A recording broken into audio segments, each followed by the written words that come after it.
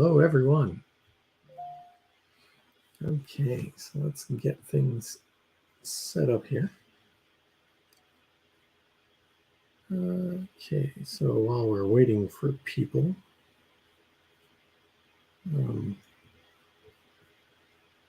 might involve Paul in here.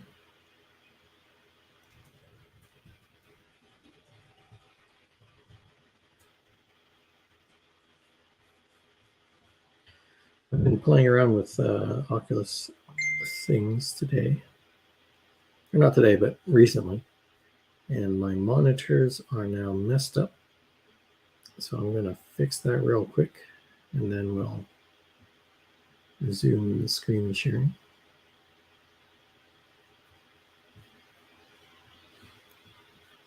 Okay, so that's that. Now let's see if I can share my screen. Entire screen. There we go. Okay, cool. So now we're pretty much set up here. Now the goal for today is to kind of do a bit of a tutorial. And because it's a tutorial that I might be using, I might splice this video into like a proper tutorial that I'll post on, like the website and those kind of things. So we're not going to have any music today, so that it makes it easier to do that stuff.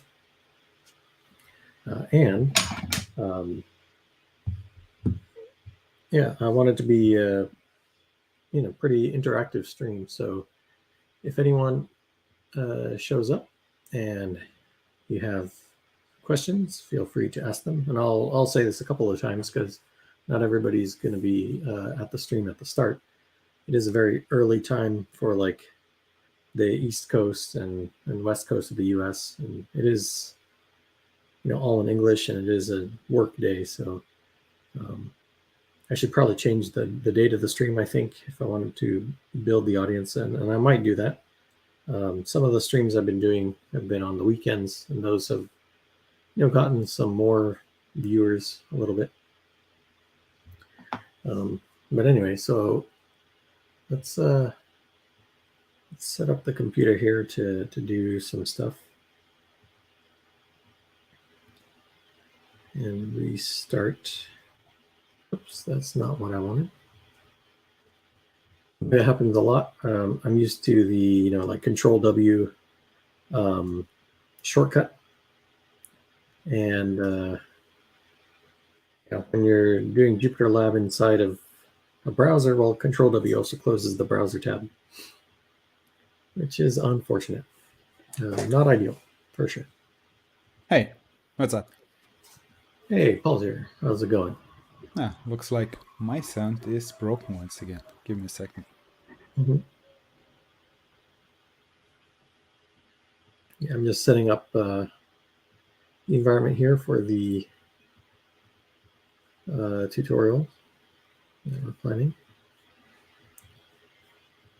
Okay.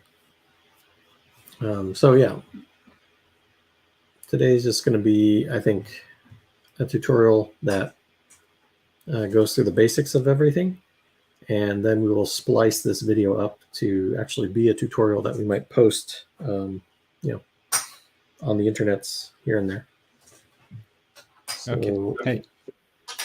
Hey, looks like my sound is working now. Okay, I don't hear anything for a bit.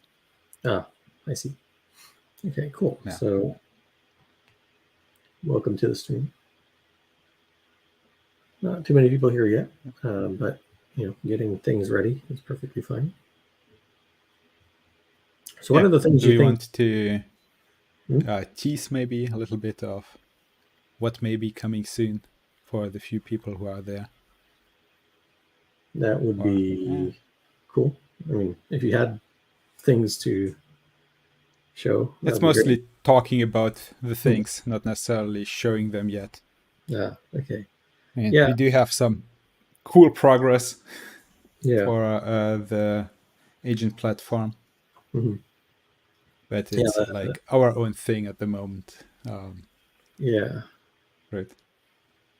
So yeah, so pretty soon, I think we'll have the agent, like the first kind of like beta or maybe alpha of the new Express AI platform, the agent platform, ready, and I think it's going to be pretty cool. You know, it will have like all the features from circuits that you can get today, but uh, you know, with a more interesting hosting platform. So you know, with circuits right now, you have this play button, you can run it locally, but with the agent platform, you know, you'll want to have an agent that's working even when your computer is, you know, closed, right? Like before going home from work, you might say, hey, can you do this thing for me, and then close your computer and get on the train, you know, go to the bar, do the happy hour thing and get back, and then have, you know, the thing ready for you. So you kind of want your agents, or at least I really think that it makes sense for your agents to live outside of your computer, um, so that it makes it, you know, easy for them to do things while you're away, and it's just trivial because you just sign up, you click start, and then you have your environment ready for you. So you don't need to deal with pip or Python or even Docker. Although, you know, having a Docker image for this stuff would actually be pretty good, I think, but not necessary. Um, and it's even easier with the platform because you don't need to necessarily do anything. Now, we thought we would have more by now, but you know, I think we're pretty set on rewriting the platform. So we do have a platform that can run circuits and things like that, but it's not really made for agents. So yeah, we just kind of decided to think of it from the ground up. Like if you have agents and you want to be running them and you want to interact with them and give them tools, that's all kind of first class citizens in the new platform. And it will Yeah, I be, kind of think that kind of making it workarounds stacked on workarounds and trying to kind of forcibly reuse the old platform, mhm. it would very quickly get very old. Yeah. It kind of And sucks. I mean, I did yeah. have ideas like that, you know, because the old platform is for training and stuff, that you could possibly use it to fine tune your agents. Um,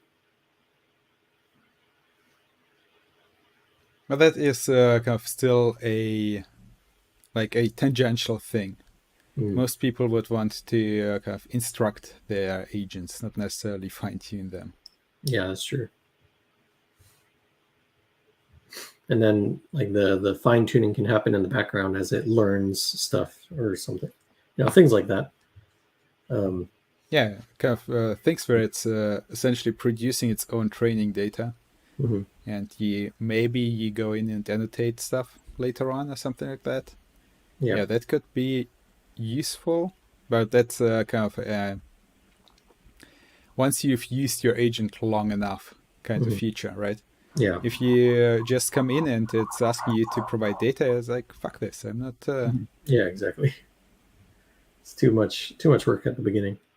Um, but yeah, it's actually interesting, kind of like the parallels between that and like sleeping, I think, because I think that our brains do a lot of hallucination in during sleep, and somehow that is, you know, incorporated into your memories.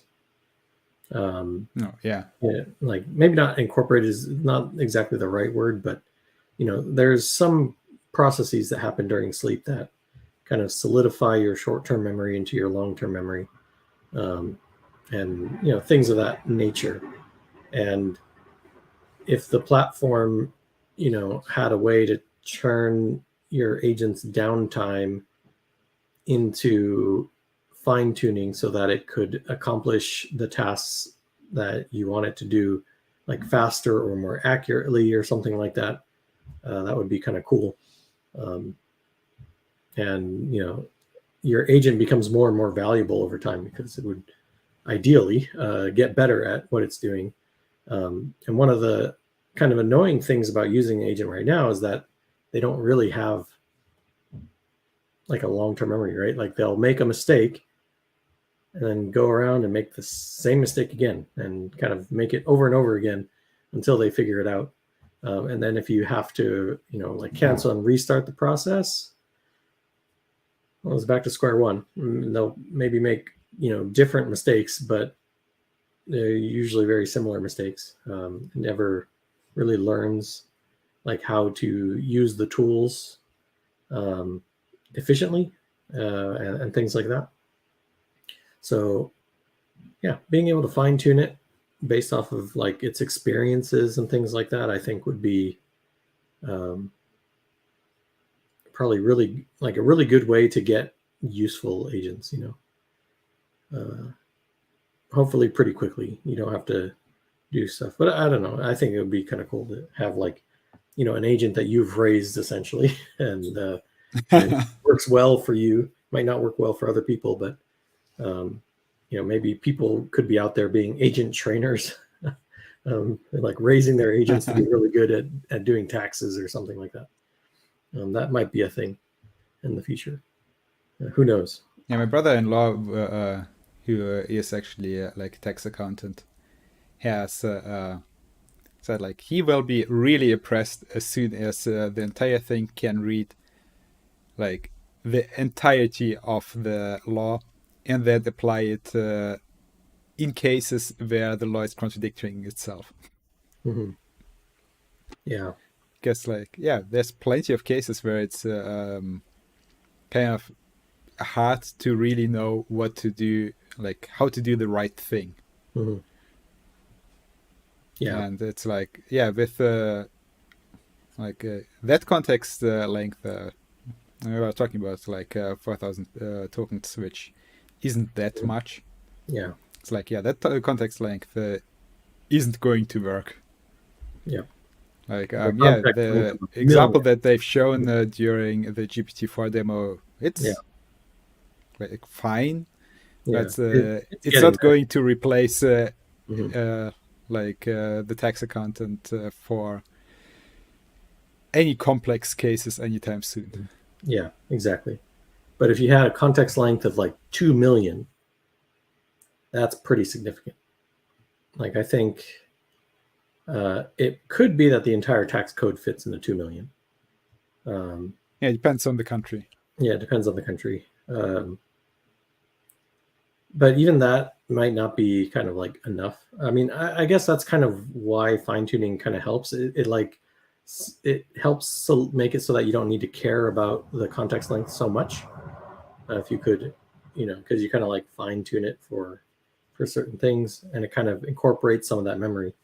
But yeah, like once we have like millions of millions in context length, that would be something special, because then it could like particularly learn something and then have experiences, like enough room still for the entire tax code, plus its experiences of dealing with people and different situations, and kind of keep that in the context length, and still be able to refer to those past things while it's doing new things. And it can incorporate changes into the tax code and still have, space to spare. That's going to be what's... Yeah, they are kind of coming in weekly.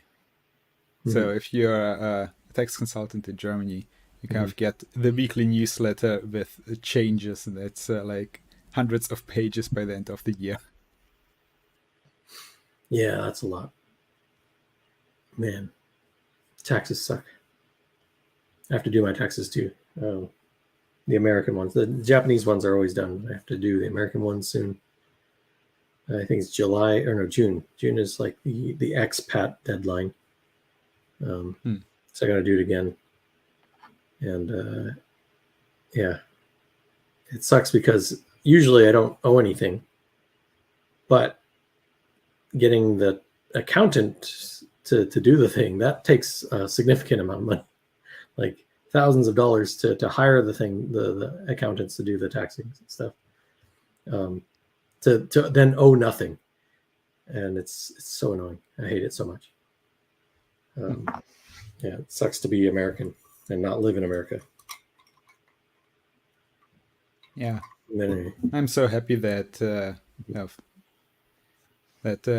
my sister and her husband take care of my taxes. yeah, that's the way to go. I should see if I can get my cousin to do my taxes. But if he's smart, he would stay away from them. He'd be like, "Oh hell no," because there's so many laws that apply just to expats. It's like essentially like America wants to make being an American and living abroad as illegal as possible without making it illegal. They want to enforce all sorts of penalties for doing things. Yeah, for doing certain things that are perfectly reasonable everywhere else in the world, but if you're an American, you can't do those things, and make it so they have to live in hard mode, so that you come back, I guess. So yeah, maybe one day I'll come back, but I'll try to enjoy not not having to worry about getting shot once I step out of my front door as much as I can, until I have to do that. Yeah. It's really nice not to have to worry about things like that. Yeah, you kind of take it for granted, like you don't have to worry about. I mean, it's not like Japan is the safest place in the world, because Japan knows how to make cars, but they don't know how to make roads. I mean, as long as the cars are perfectly fine for driving on those roads. Yeah, I mean, it's not necessarily the car that's the unsafe thing. It's like being a pedestrian in a lot of these roads. I mean, see. yeah, being like, you have to be a professional driver, if you want to drive in Japan. Like there's the craziest thing that boggles my mind today is how how there's like light poles, right? Like poles for light or electricity poles. They build those in the road. Like you have the road, there's the asphalt, right? And it's just there in the road and full of people hitting it, right? Like it's like you gotta move out of the way of the light poles in the road, for a lot of the small roads. And yeah, it's a pain in the ass. I mean, that's one of the ways how you can enforce speed limits. Yeah, exactly. Like, there's not a lot of sidewalks here, right? That sucks. Yeah, but that wouldn't be like something that you would have in the US, right? I mean, I've seen like people complaining how just not walkable the US is. There may be sidewalks, but you have to cross 6-lane roads to get to the other side, and you're kind of walking for miles to get anywhere because of zoning laws. Yeah, that's totally true. The thing that's different about like Japan roads and American roads are like, I feel like American roads have like this standard that they have to do, right? Like there's a minimum standard, and in Japan there's like there's different grades, right? So you have like a road that is too small for any rules, right? Like the smaller the road is, the less rules it has to abide by. Yeah, I mean, it makes sense. Yeah. So there are literally roads that are, only big enough for bikes, or like motorbikes, things like that. There's plenty of those. And then there's roads that are like big enough for a car. And in America, if you have a road that's not big enough to fit two cars, it kind of has to be a one-way road, right? If it's a public road, right? Like you can have private roads in America that have no laws, right? But like if you have a road that's only big enough for one car, then it has to be one way. But in Japan, no, not really. And then there's you've got plenty of that in Germany, in like villages and places, because that road is 500 years old. Yeah, and the buildings around it are about the same age. Yeah. So no, you're not going to get it any wider. But it's also the only road through this thing. So yes, it is two ways. But the traffic on them is like mostly non-existent, unless it's early in the morning, and then you're taking turns. Like, Yeah. okay, you see someone's coming, so you wait, let them through, then you go. Yeah, there's definitely some of that here. I think like in America, I mean, there are old roads in America too, but I think the government just has more ability, I guess, to say, nope, we got to make the road here. The public has voted for the road here, and we will take away Yeah, but your I land. mean, it's like there are literally roads here that are twice as old as the country. Mm, Like there in mm, Germany, there are roads that are way older than the country of Germany mm. or the concept of countries. Yeah, that's true. I'm sure there's like I'm not arguing that it's not like that in Japan, right? Because there's definitely like if this was Kyoto, right, or something like that, and that road is small, yeah, fine, that's fine. But the road in front of my house is not that old. Okay, if it's You rather know? new, yeah, then it's stupid. It's like Or rather, I mean, it's again, like depends. yeah. Like if it's like residential roads are quite often like they started out as wide enough for two cars, Mhm, and then cars got wider. mhm, yeah, Like imagine like an old school Mini. mhm, yeah. That So is like half the size of like literally half the size of a modern Mini. yeah, that's very true. And in Japan, because they also have K cars in Japan, like the mini cars. Um, Yeah. yeah, it kind of feels like a lot of the laws are like, well, as long as that thing can get through, then it's good enough, you know. um, Yeah, I mean, if you're buying a Tesla, it's your own fault yeah, for buying an exactly. American car. Buying an American car, bastard. Yeah. Um, but it's not the it's still like even the modern cars. Like if you're not buying a K car, it's a little rough. Um, Yeah, I mean, again, it depends. Kind of like there are this kind of landship type mhm, of cars, mhm, which are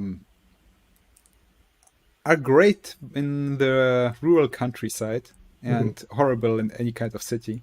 Yeah.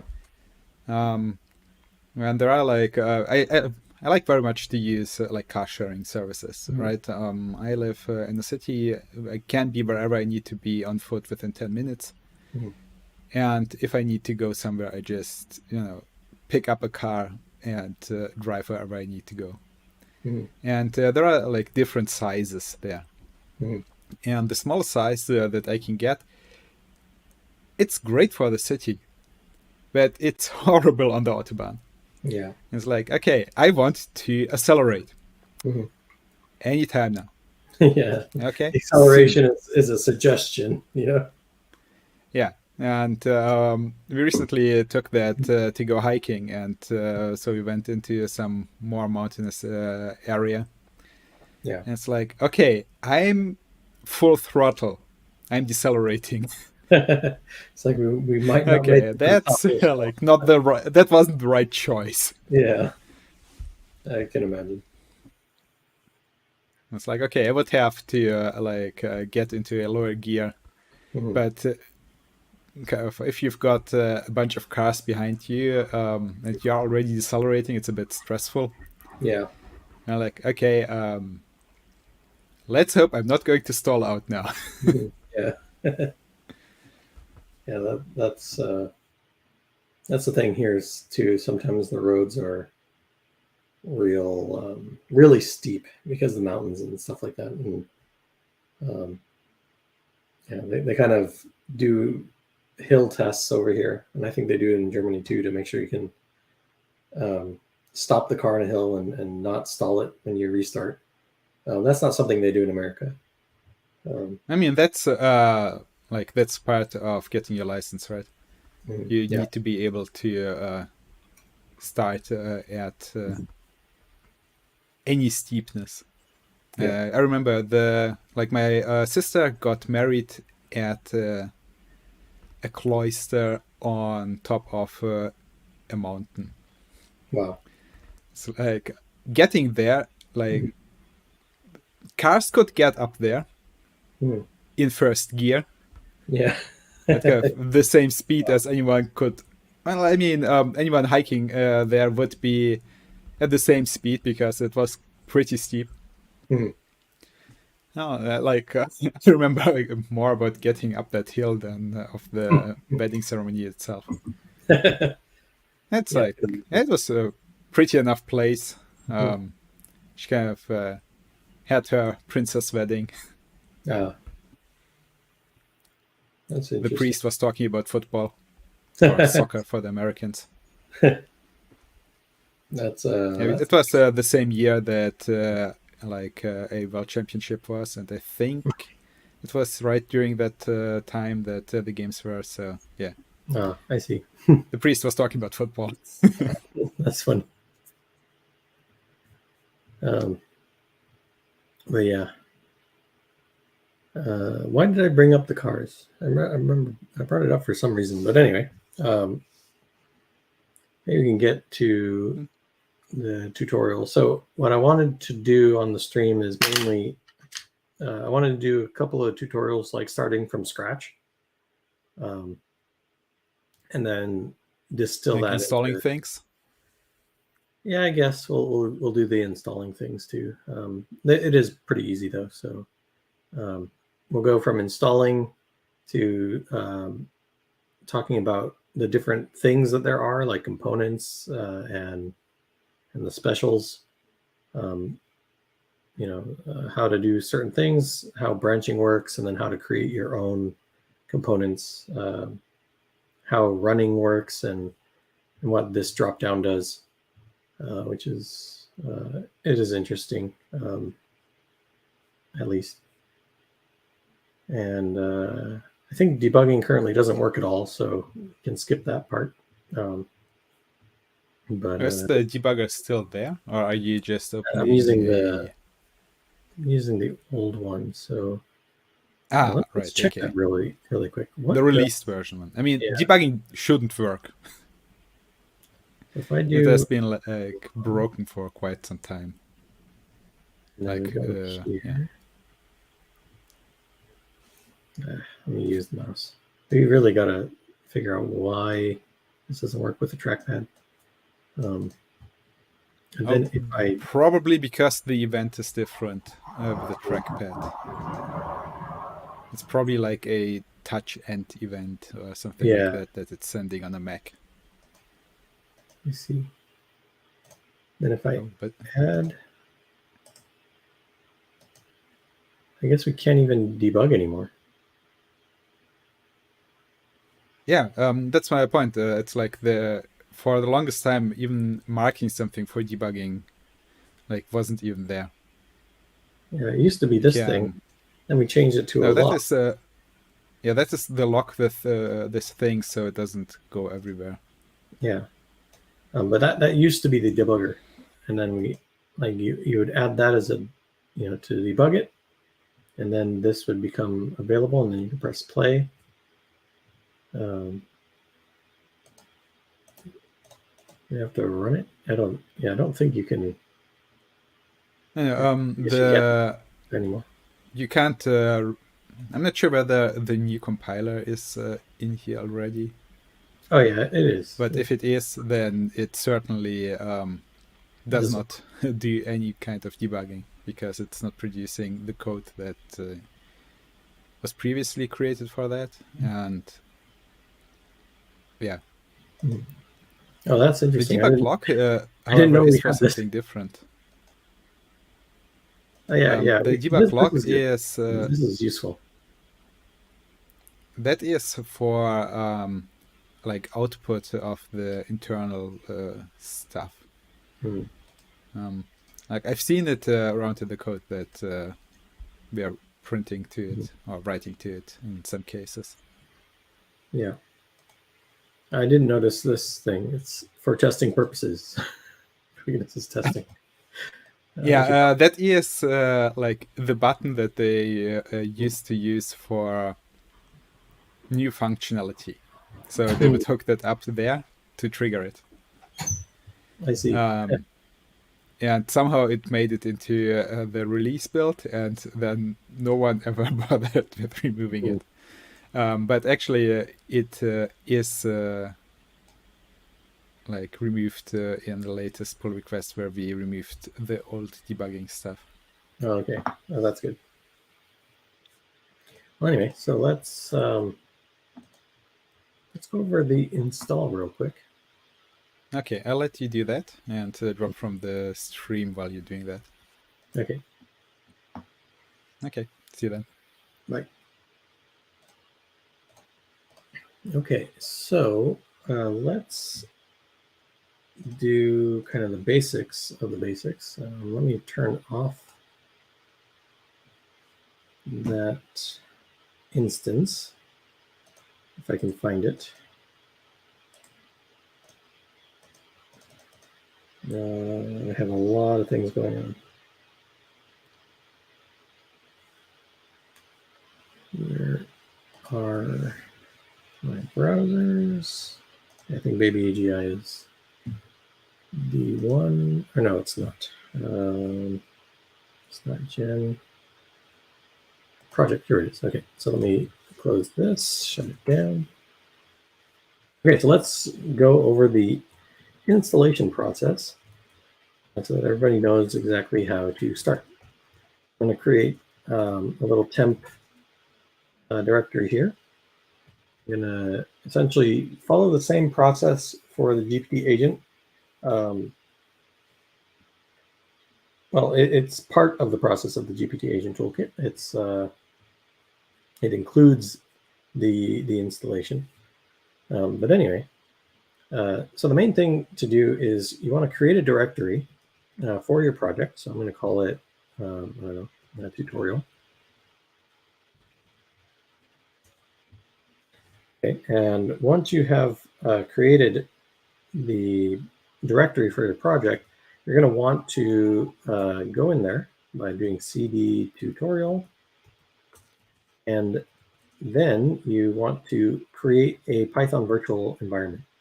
The reason why you want to do that is mainly that you kind of want to separate the libraries that you might use in one project versus another project.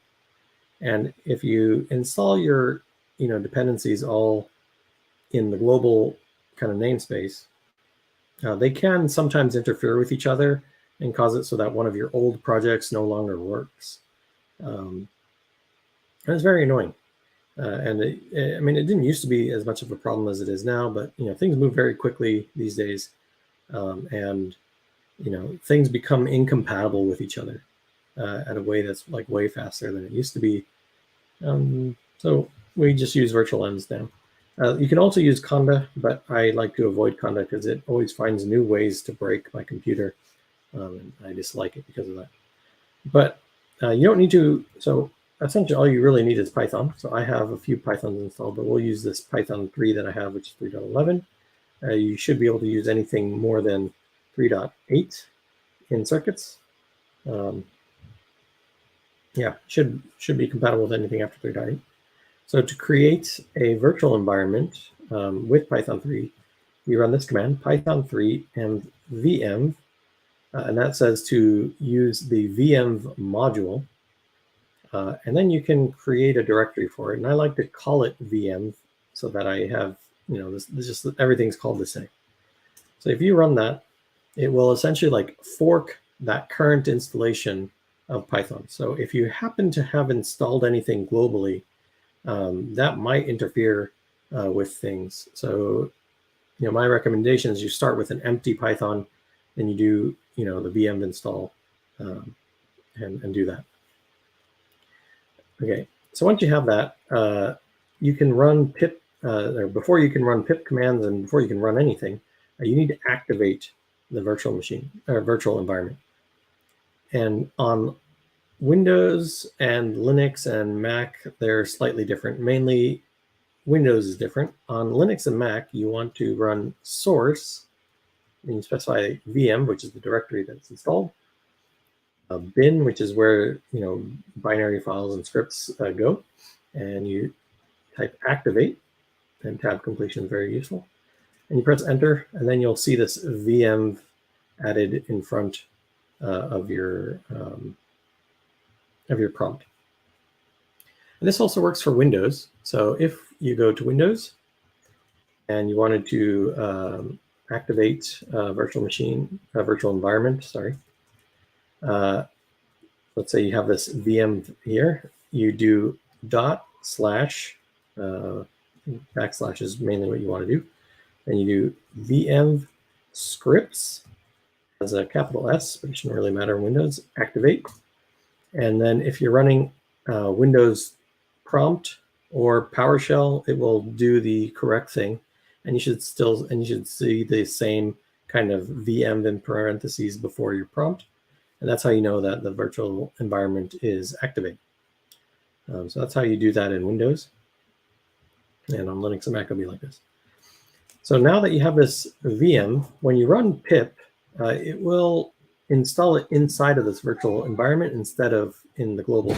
So you can use it to do things like pip install wheel, which is a good thing to install in general, so that you don't compile things. It makes it faster.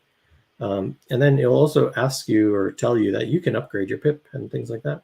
And if you just run the command that it asks you to run, that will upgrade your pip to the latest version. It's usually a good idea to do that to avoid any kind of issues, as they're fixing issues quite often. That's why there's releases. So with that, you now have everything you need to install circuits, which is pretty easy. You do pip install circuits with an X, and you just press enter there, and then it will install all the dependencies needed to run circuits. It kind of downloads half of the internet, but that is the way of things. If you have installed the wheel first, it will, I think it'll save you a little bit of time sometimes. And with that, you should be done. And now, it hasn't changed anything in your folder. If you look at it, it's still just, your VM folder, nothing special there. Everything has been installed inside of here. So everything lives inside your VM. An important thing to note is you can't move this virtual env folder. You'll have to reinstall it. So you'll often see people use something called the requirements.txt so that they can reinstall the same packages when they move the folder or things like that. We'll get into that in a little bit. So you can just start circuits and run it. It will ask you to, if you want to install the base component library. So instead of running circuits and doing that, we'll show the way to install the component library. You do circuits, components, and when you run this, it will kind of download the latest version of the component library. At the moment, we're revamping circuits for the next release, and there's going to be an incompatibility if we run it like that in this version. But in future versions, just running circuits components will do the right thing. But for us, we'll want to specify version 1.7.1 in circuits components because that's the version that we are using. So we want to use the components from that branch. And if you have a different release of circuits or a later release that you want to use, you can specify that branch to do that. So that's very useful. Okay, so once you've run that command, if you run open, you'll see that now you have an XAI components directory with things like XAI control flow, utils, PyTorch, Spark, some basic stuff. And this is going to be where your component library is for circuits.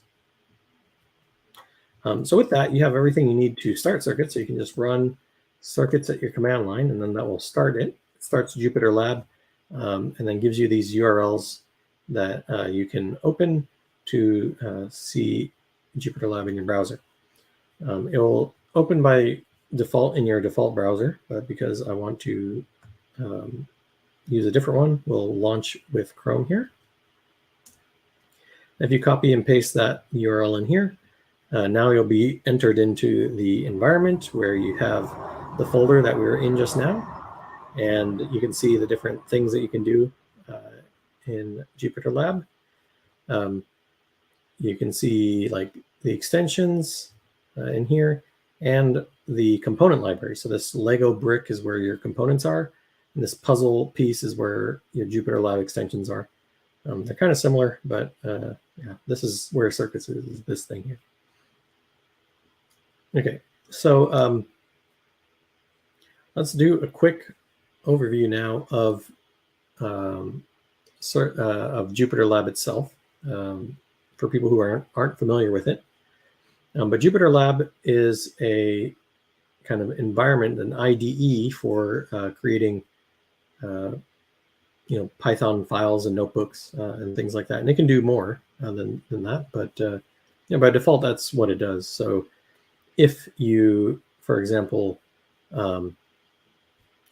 create a new Python file, you can see it says untitled.py, and then we can, do things like def main, print hello world, like that, and then do the, if name equals main thing that you have to do in Python, and call that. And so, you can edit Python files inside of JupyterLab, and we make use of that. It's a pretty decent, very simple, but decent Python editor. So that's nice. And you also have a terminal. So you can click on terminal and you can see a terminal. The shell might be a little bit different than what you're expecting, but it can run your terminal like you would run inside of it. You can also have multiple things open. So if I open up the untitled py that we had before, you can see there's a tab that you can switch between. Move the terminal, down here or to the right.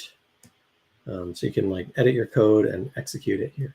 So we'll do that real quick. So if I run python untitled.py, see hello world, and that works. So that's kind of how you can use the different advanced features in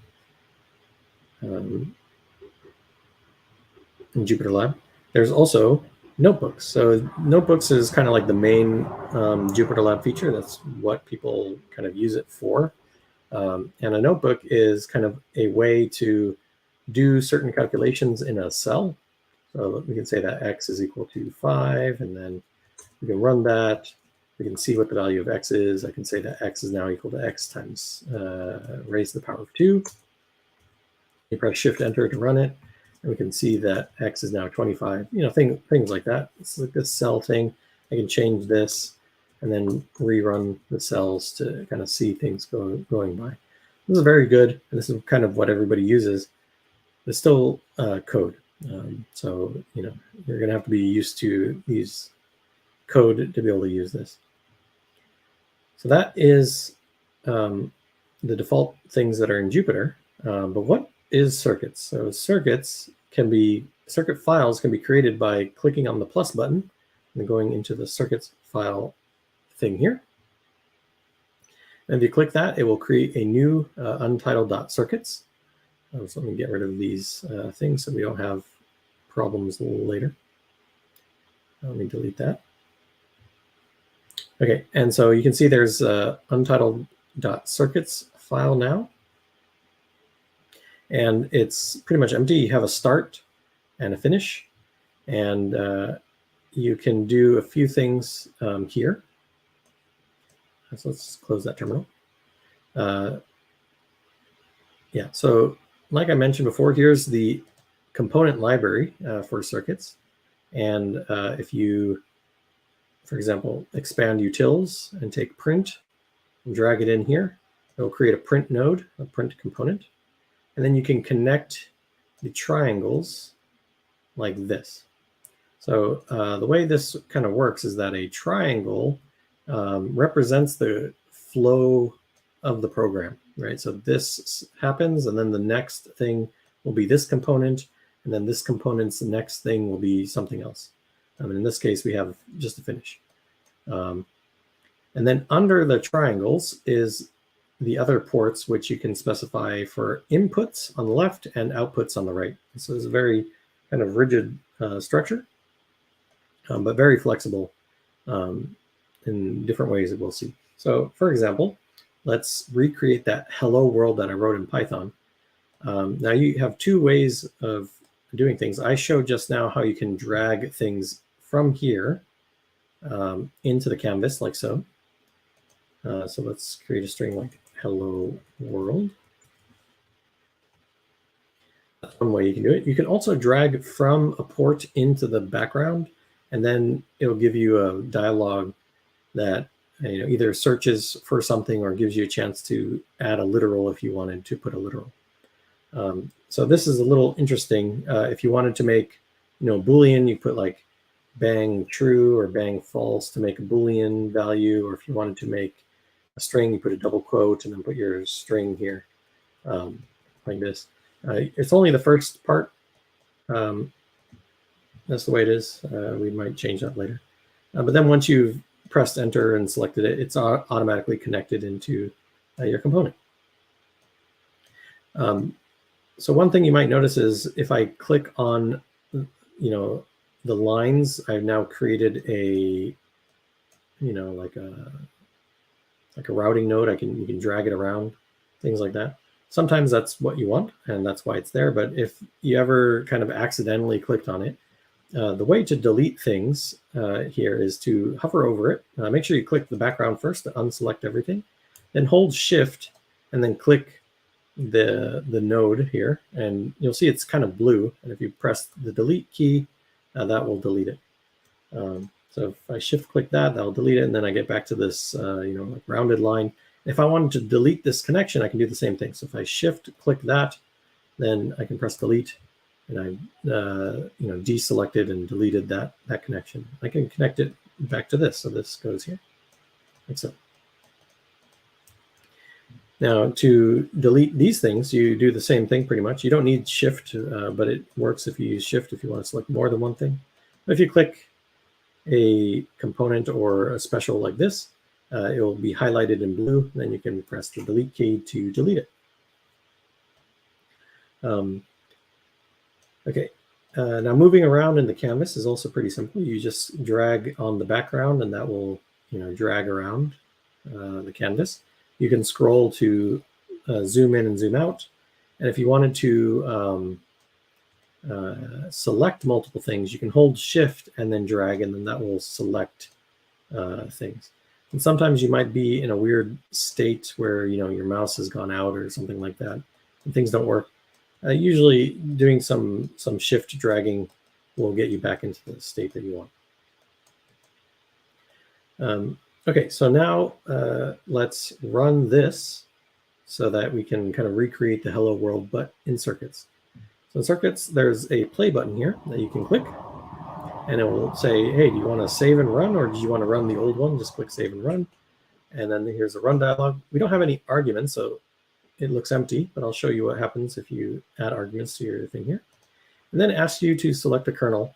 So if you have different kernels installed in your Jupyter lab, you can do this. So this is kind of useful if you have other kernels for different reasons. There might be different reasons why you might have other kernels, but by default you have your Python kernel. Just select that and you run it. Circuits will print out its banner. Then I'll say executing, and then the name of the node it's executing. And now the print prints out hello world.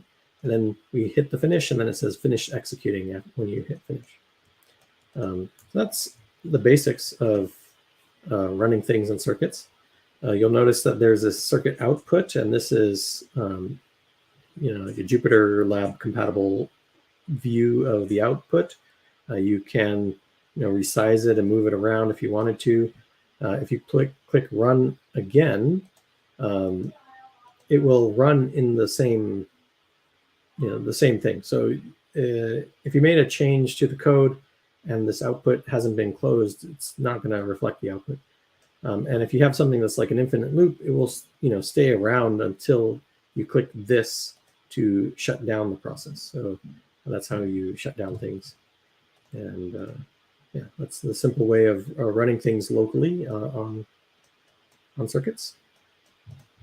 So let's get into, that's one thing, but let's go a little bit more advanced. Not that much more advanced, but like simple things. So now let's do two components. I'm going to drag in a print and a concat string.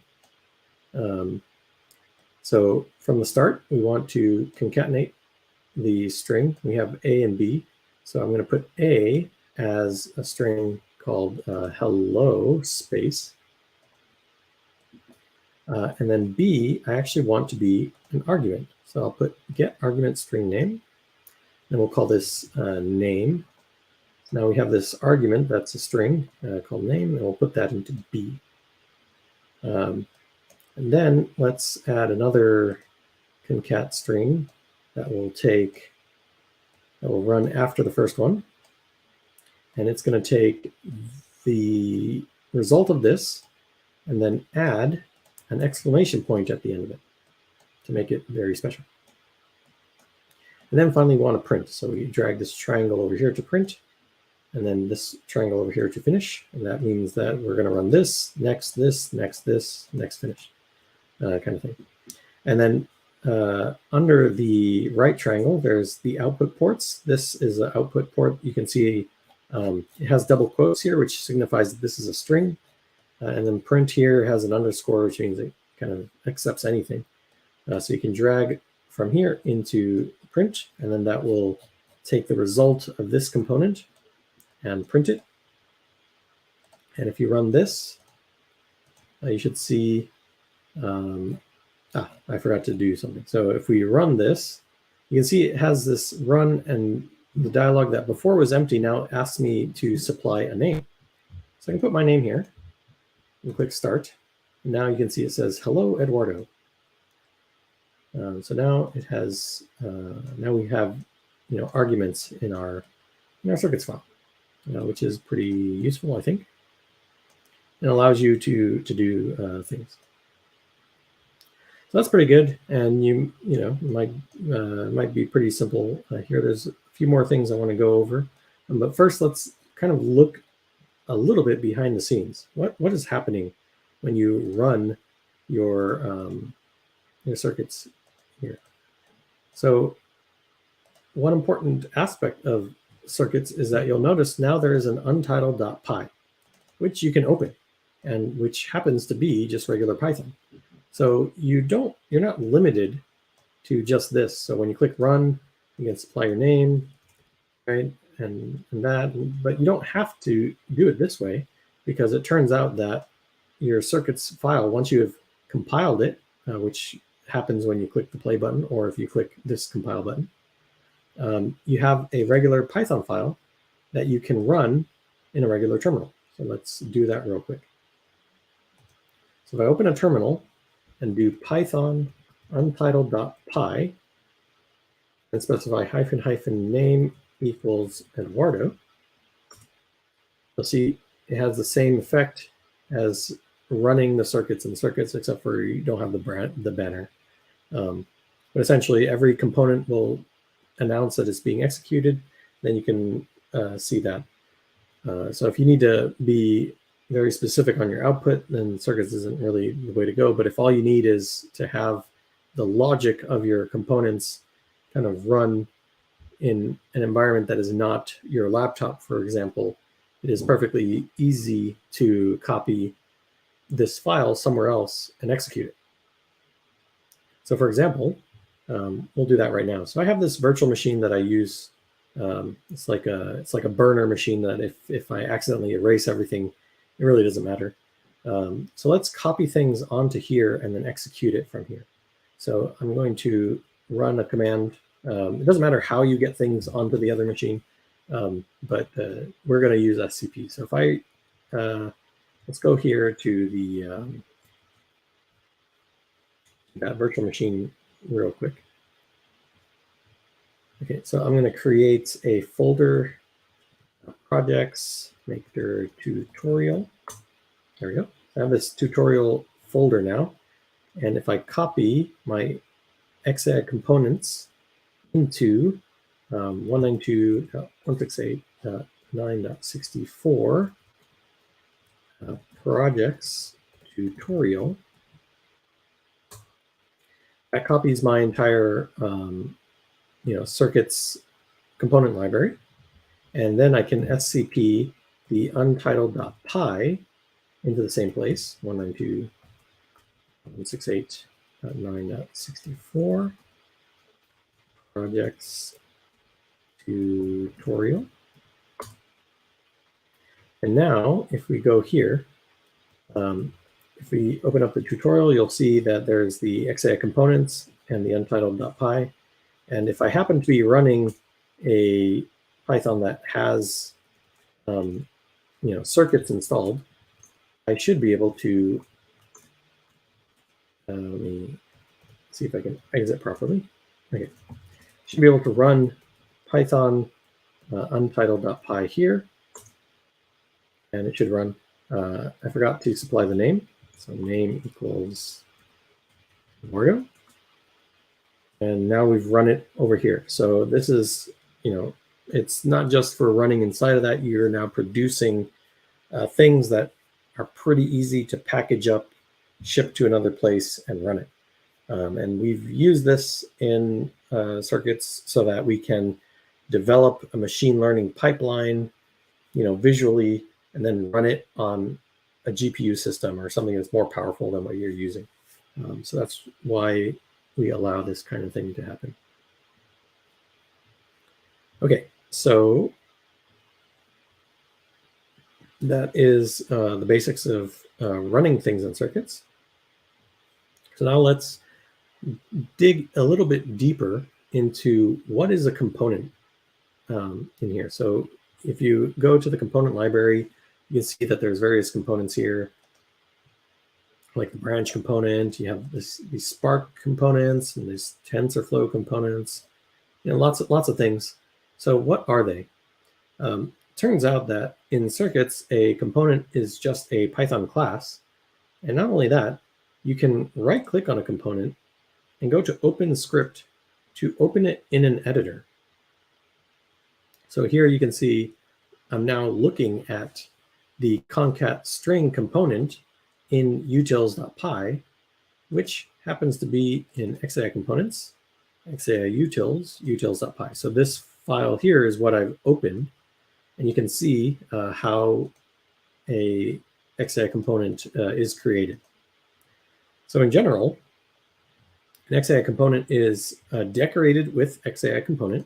It allows you to do certain things like set the color. And so if I set the color to red or something like that, I can make the component a certain color. I think that's how it works. I think we might have to do something like that. But anyway, there's different things that you can do with XAI component to kind of control what your component looks like and how it works. Then you need a class that extends a component, which is defined in XAI components base, which is actually right here. So you can actually change a lot of stuff if you needed to, but that's essentially what is hard-coded, that it needs to extend from component.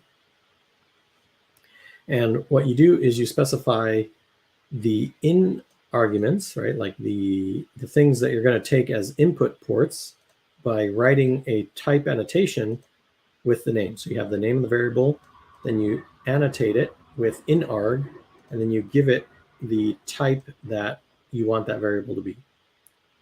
So we go back to concat string, you'll see that A and B are defined here. They are both defined as strings. So if you see inarg string, inarg string. So that's how that works. If you wanted to make it required, you can use in comparg, which is the way to say this is a compulsory argument. If I add this here, hit save, go back here, you'll see nothing has changed. But if I right click and click reload node, you'll see now it has refreshed this particular node. Now this isn't refreshed, but I think if we click this reload circuits from disk, we have to reload all the nodes or reopen them. I think we have to reload each of the nodes. But yeah, so if you reload the node like this, you'll get the latest version. Now, when you reload, sometimes things will get disconnected, so you just have to reconnect them again.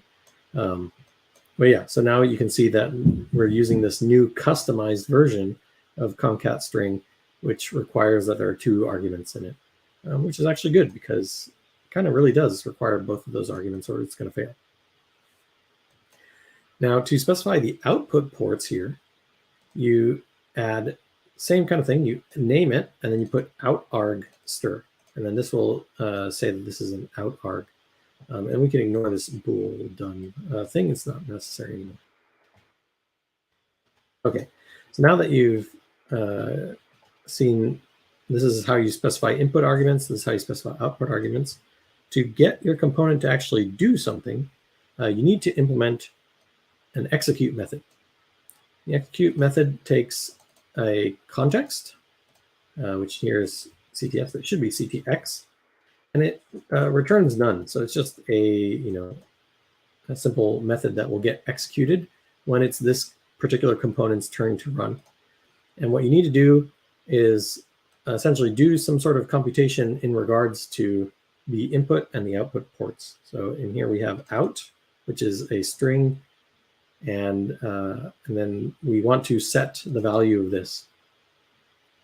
Now in comp arg and out arg are, they're not strings, they are args, and they have a value property, which represents the value that they hold. So it takes a little getting used to, but it's not too hard. If you wanted to update the out, you say out.value is equal to, and then you put whatever it is that you want to put there. And so in here we have self.a.value plus self.b.value, which is how you concatenate strings in Python. And let's say we wanted to make this be capable of taking any two things and concatenating them together as a string. So in that case, we can do str a.value, which will convert that to a string if it's not a string already, and str b.value here. Now the out.value is set to these things, right? So this can be anything, and you can really do anything you want inside of the execute method. That will run your circuits. So now if we reload our nodes, you can see now the type has changed from the double quotes to this underscore, which signifies that this can take anything. So instead of hello, for example, let's get rid of this name, and instead, what if I drag in an integer, like 10? Now I can put this, I can connect this here, like that, connect this here like so, put that there, put an exclamation point, set that to run after this, and then finally print that. So I do think this will run, so let's run it. You should see hello 10, right? So that has worked. And yeah, that's how easy it is to customize your components. You just right click, open script, do the thing. And let's say you wanted to do something special. You can always copy a component, paste it, and put concat string excited, right? Let's say all it does is it adds 2 exclamation points to the end, and otherwise it's the same as concat string.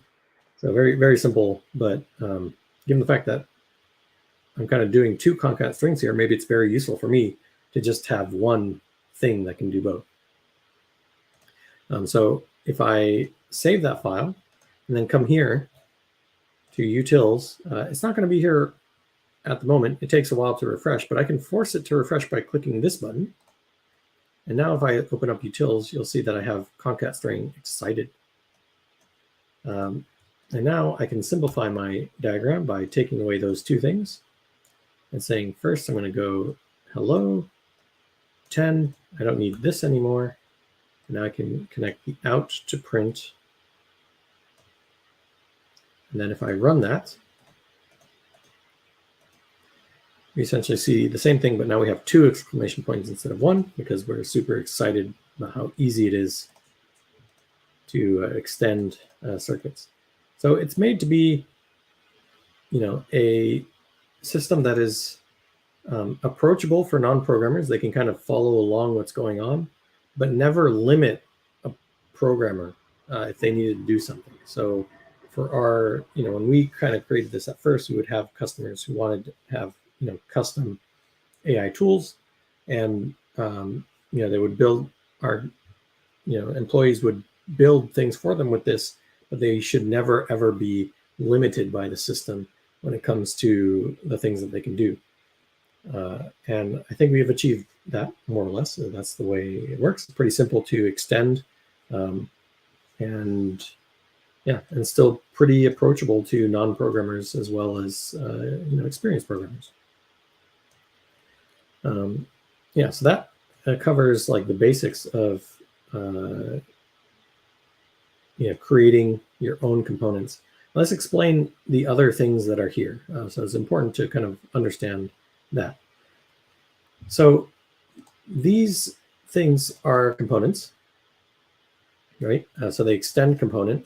And if you have something that extends component, it will have a triangle here, like a triangle in and a triangle out. And it essentially is a block of code that gets run. And it's not run statically. So if we go back to the source code, we can see how these components are used.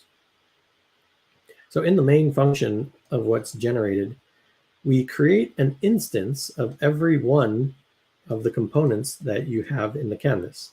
So because I had print here and concat string excited here, you can see that there's C0 is print, C1 is concat string excited, and that's kind of what we do. We kind of instantiate each one, so there you have different instances of this versus that. So that comes in handy when you need to be specific about how it works. Then, so that's what I like to call phase one, right? We instantiate the components.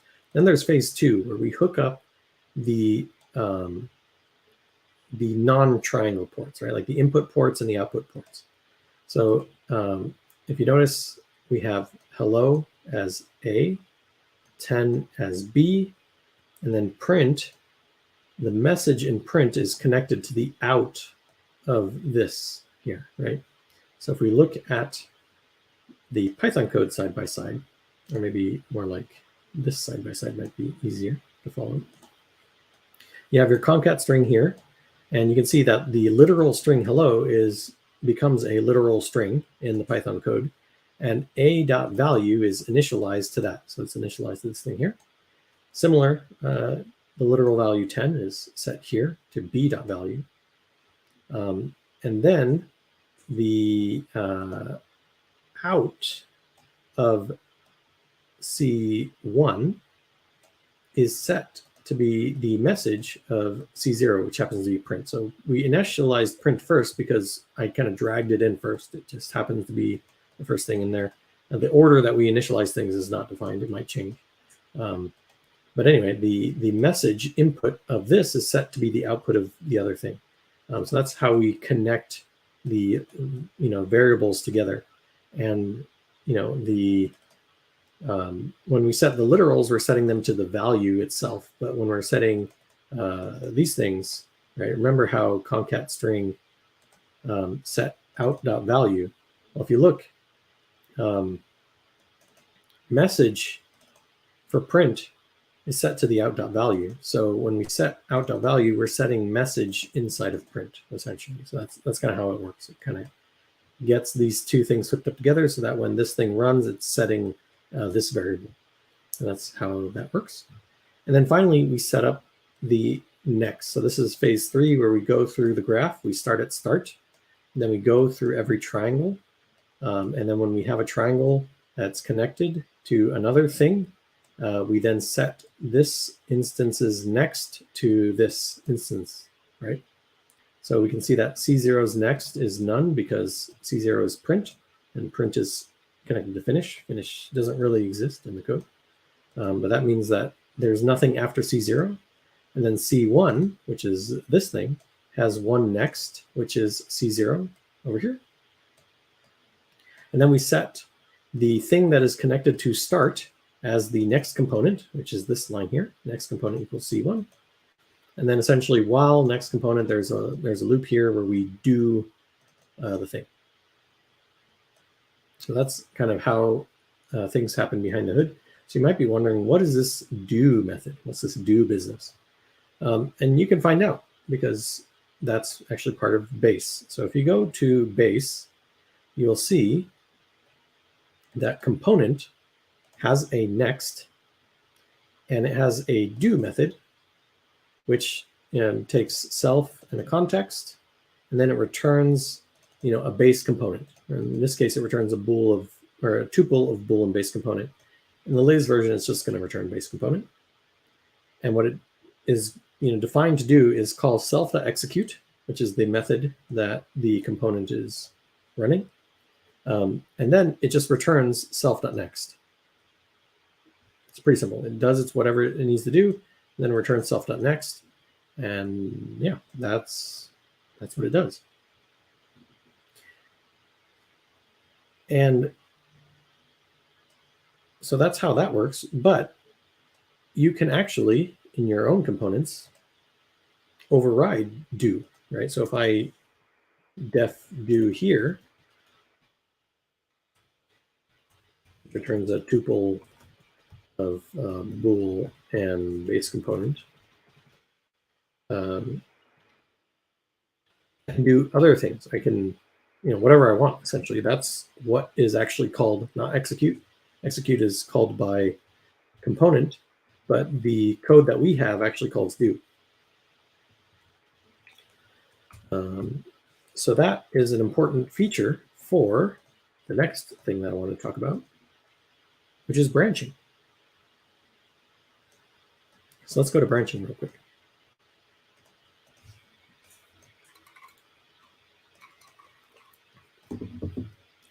So in the component libraries, you'll see something called control flow. And control flow has the branch component and a loop component, and a couple of other things like comparison and get and set variable and define variable, which are very useful when doing loops because we'll see. Anyway, so let's say we've taken this concat string enabled. Not sure why it's any problems. Let's refresh it real quick. Not connected to in. I don't know what that error is. Let me just make sure I haven't messed anything up. Yeah, I think it's fine. Anyway, so let's do something different. So let's implement a kind of let's say it's a weird game.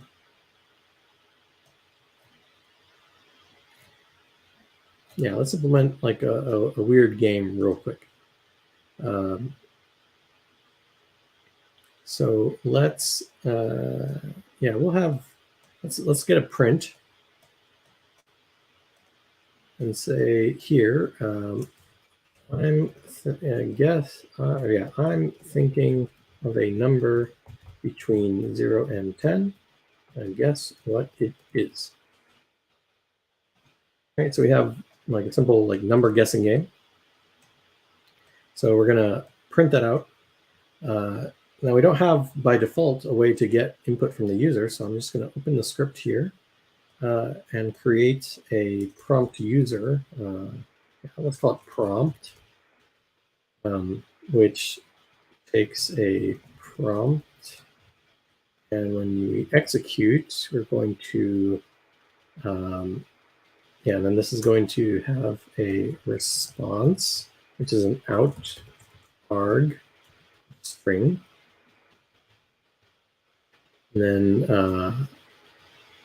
let's make this prompt a compulsory argument, and then say self.response.value is equal to input, which is a built-in Python method, self.prompt.value.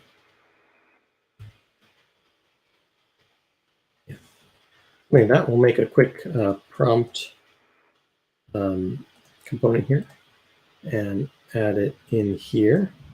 And let's put the prompt as like guess,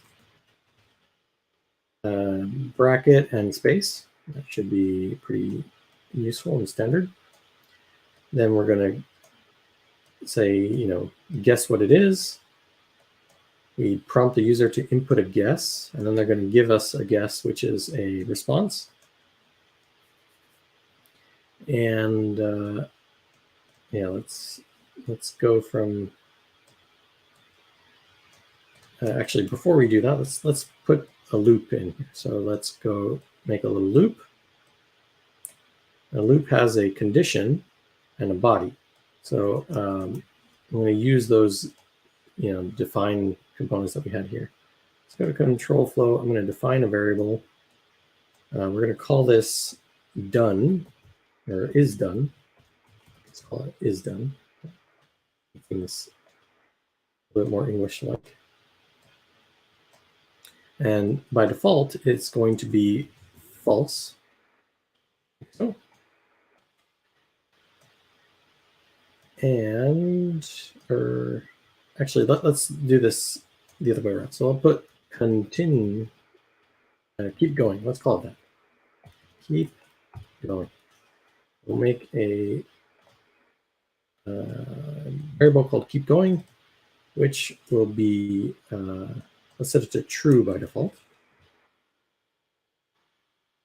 There we go. And then we start our loop. So this Boolean value is set as the condition of our loop. And then you can see our loop has two triangles. It has one triangle here and a triangle body. So the original triangle is the same next triangle as everything else. So in this context, it means that the loop, when it's done, it's going to go here. And while this condition is true, it's going to execute the body and not go here. So it's going to, like, you can imagine the flow goes here. This is true, so it's going to enter the body. It's going to do the body. Then the body's done. It's going to go back. It's going to check if this is still true. If it's still true, then it's going to do the body. Let's say that changed. Now it's going to go here. Right? So it's like it makes a little fork in your program. So that's what the loop condition does. So once we've started the loop, the first thing we'll do is we'll prompt our user to, or not here, we want the body, right? We'll prompt the user to enter a guess. And let's say, yeah, let's make it simple. So let's create let's create another variable, or maybe not a variable. Let's create a custom component that initializes the guess, right? So let's go, let's go to the utils and just create a simple thing like this called create guess. No, not guess. I don't know. Create number or something. Not going to take anything, but yeah, it's going to have a value. Or let's not use value. Let's call it number, which is an outarg int. And in the execute, maybe we import random, do random.rand int. I think that's how that works. We'll see. Self.number.value is equal to randint 010. That's all it does. It just kind of creates a number. Let me check. Let's check really quick whether that will work. Run Python, import random. There is no random. I think maybe it's import rand. Or is it os.rand? Maybe random in Python. Always forget. There is a rand. There's a random module that has those things. Random. What did I do wrong there? Very weird. Okay, cool. So there is random, and like I thought, rand int should return a number between 1 and 10. I think we might want to do 11. So let's see, we get a 10. Yeah, we get a 10. We don't get an 11, if I'm not mistaken. Go back to our utils. Let's make this to be 10, 11. That way it gives us a number between 0 and 10. Okay, so back to the circuits. Let's give ourselves some more room here. Go back. Let's refresh our utils. Now we have a create number. And I think I'll go back to control flow and define another variable so that we don't have to connect things in lots of places. So anyway, so I'm going to create the number, and then we are going to define the number, the value of this number there. There we go. Now we have two variables. The loop is connected to the condition, like so. And then after we've created our number and we do our define, we're going to start the loop here. And we're going to prompt the user for the guess. Then there's going to be a response. And then we need to take the response, turn it into an int, and then see if it's the same as the other number. So we don't necessarily have that particular component right now, but it's easy to make it. So let's create another component real quick called, I don't know, convert to int. We're going to take a string in comp arg stir and a number, and what we're going to do is call self.number.value is equal to self.string.value inted. So I'm going to int it like so. That should work. So now if we open up the utils, we have a convert to int. So we will try and convert what the user inputted to an integer. And then in the control flow, we had a comparison component. So, and I think we'll get the variable here. So if, so convert to the int, then we're going to get the number. And we compare that the number of the person entered is equal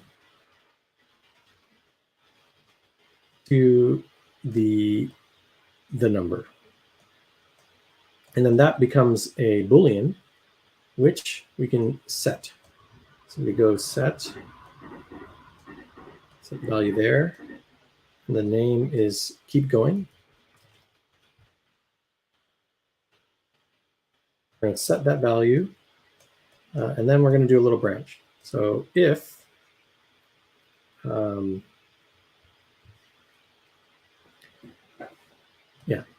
we put the condition here, and we're going to have a little branch here. So if this was true, A equals B, we'll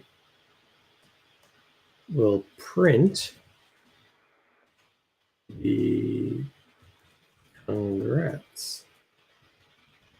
You were right. Okay. Very simple. And when false, we'll maybe print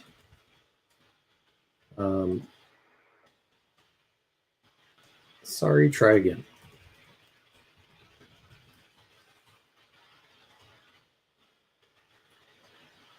Okay, and we don't necessarily need anything here, but no, I'll just put a little empty print here.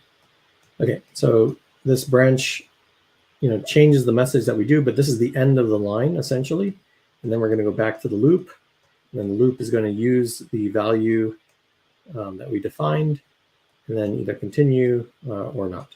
And since we kind of say congratulations down there, we can just hook up the loop to maybe a print that says Thank you for playing.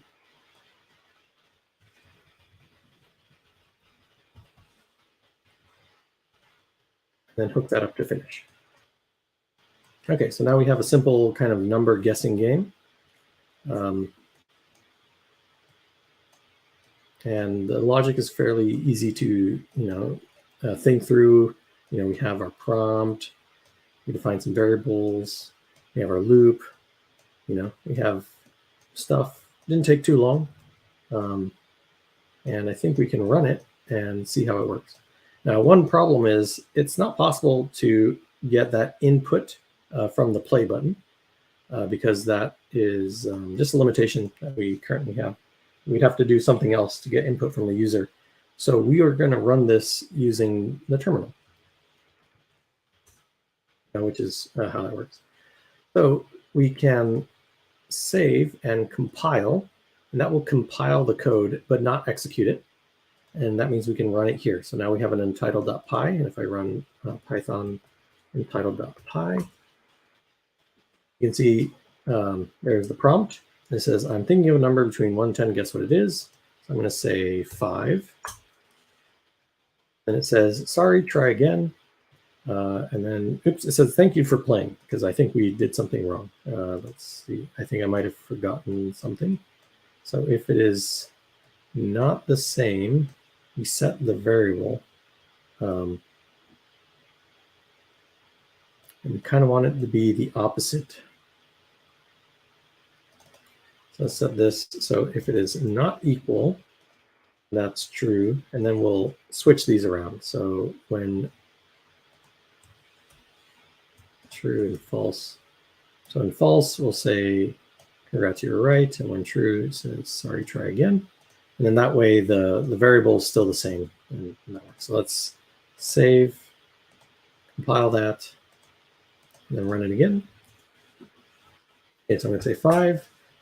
Sorry, try again. Let's say 6, 2, 1, 9.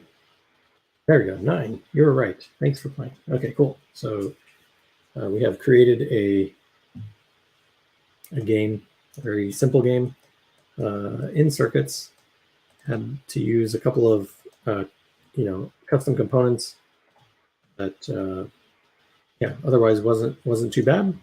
And it's still something that I think you can give someone who might not be too familiar with programming, but be able to modify some of the things. So let's say instead of guess, you can say your guess or something like that. They can change things and try it out pretty easily.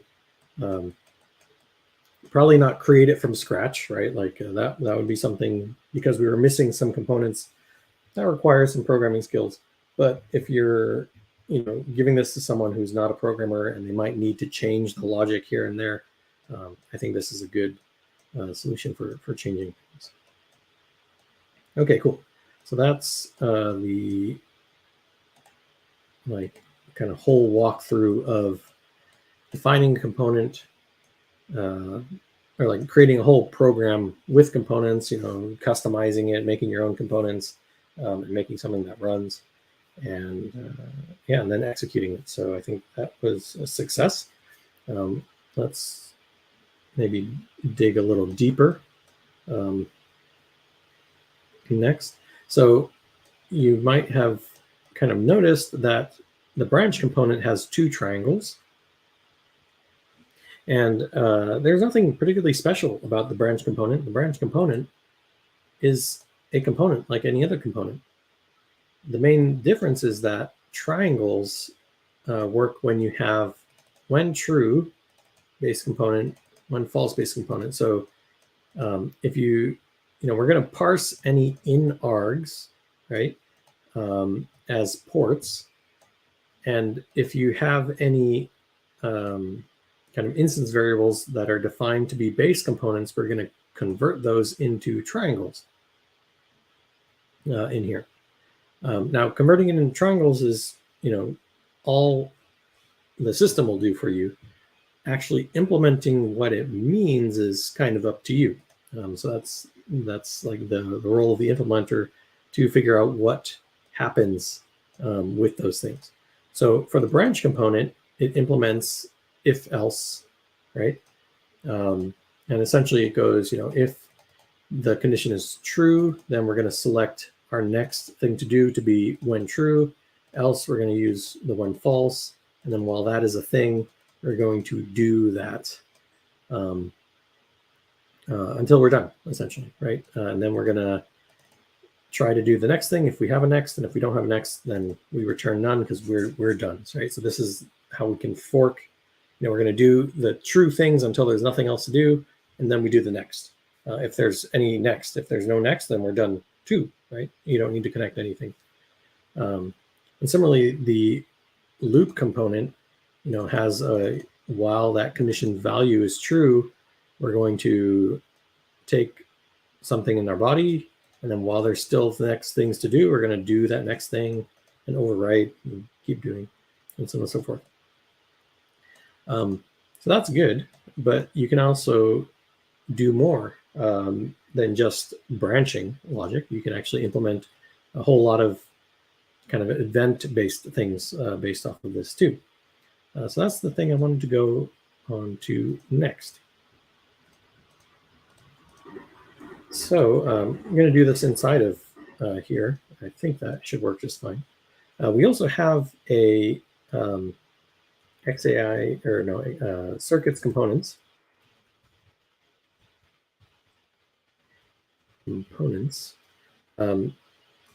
And you can run it, and you'll see it's like getting things like MQTT and OpenAI and things like that. So those are other things that we have available that we can install.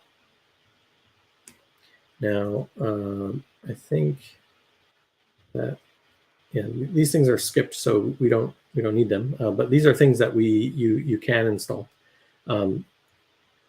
A component library is really just a folder that happens to start with XAI underscore, and inside of it, it's just a regular Python module that has things that we scan. So you can grab other components using the kind of like library, and you can specify Xircuits components. You can do like XAI MQTT or something like that to get that in there, or it was sublib, sorry, sublib XAI MQTT, and that will grab that and put it into here like that. You can see it kind of added here, so that you now have a new thing in your library. But you can also do things like grab stuff from GitHub. So it happens to be that we have a GitHub repository for Slack, and we're going to go into using that in this section of the tutorial. So one thing is that grabbing things is easy. You can just take a zip file and do that.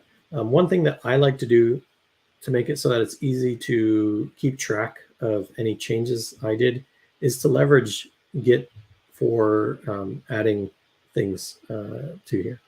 So what I like to do is pretty much always make the repository that I'm working in a Git repository, like so.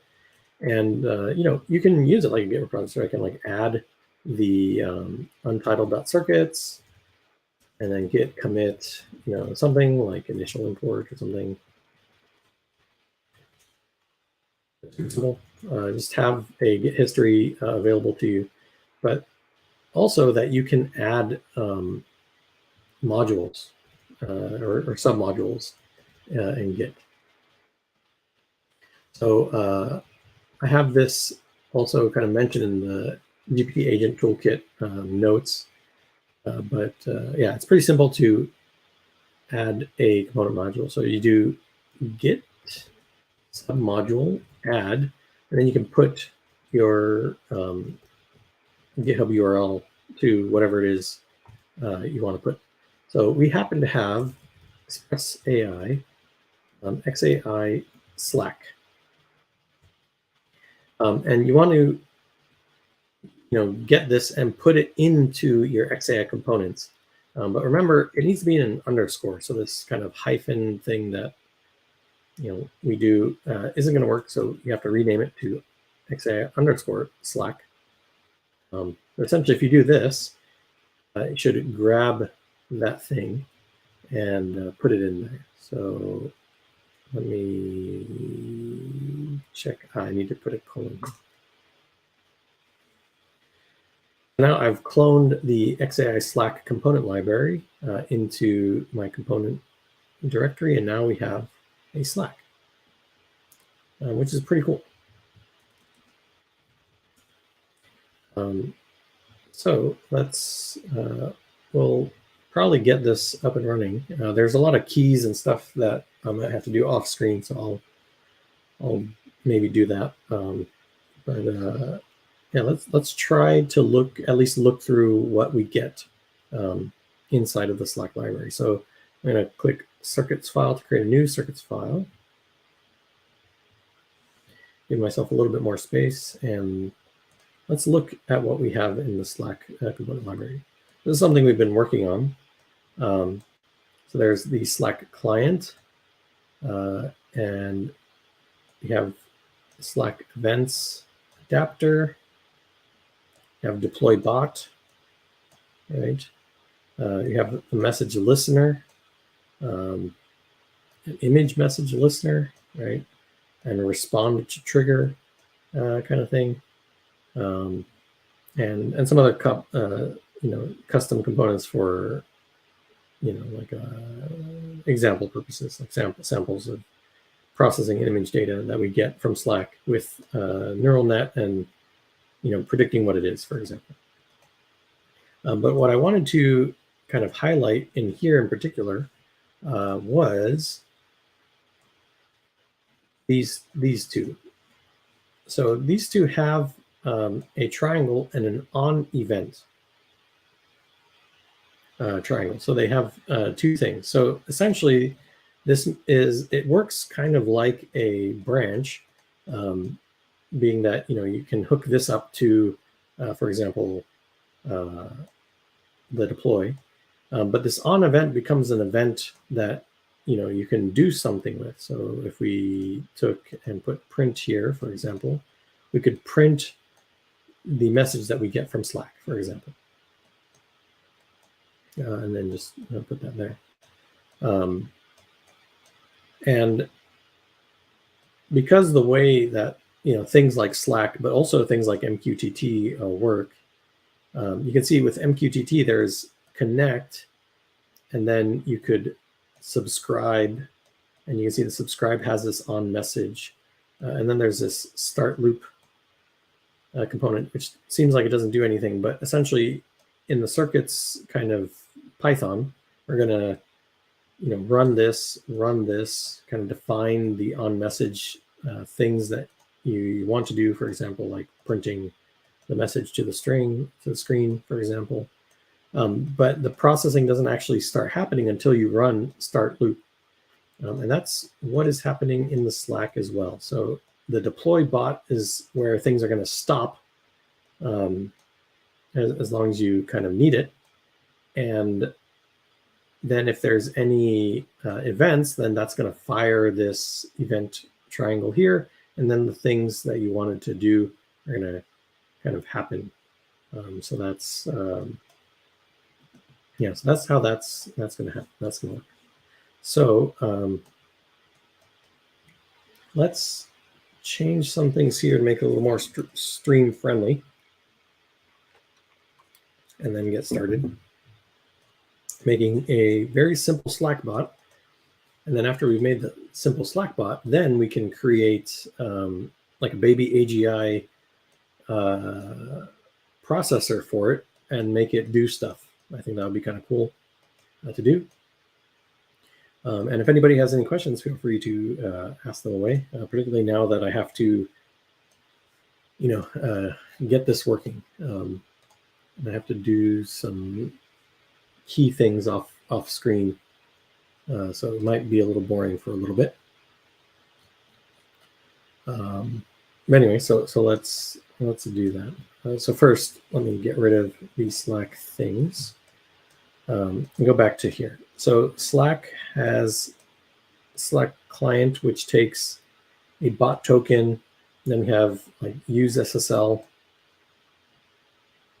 and I think deploy bot takes a port. So I think we'll maybe want to. I mean, I know what it's doing here, and that's good. But in the demo, I think we'll want to use the WebSocket thing. So I'll see if we can change this up a little bit. So anyway, so let's go back to the Slack client. So it needs a bot token. I don't want to put the bot token on screen here. So I will, okay, so here we have Slack bot token. So if there's a environment variable Slack bot token, it will use that. And that's pretty good. Then in our events, we'll have deploy bot, which starts, and our message listener, and image message listener. Oh, and one interesting thing is there's nice comments here. One thing you might not know is that if you click the eye, you'll see the description that you have there. So you can kind of put documentation on your components very easily with Xircuits. A pretty nice feature, I think. Anyway, so let's go through the process of setting this up.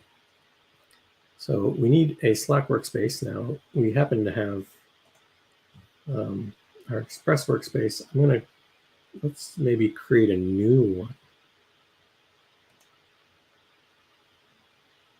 Yeah, let's create a new workspace real quick.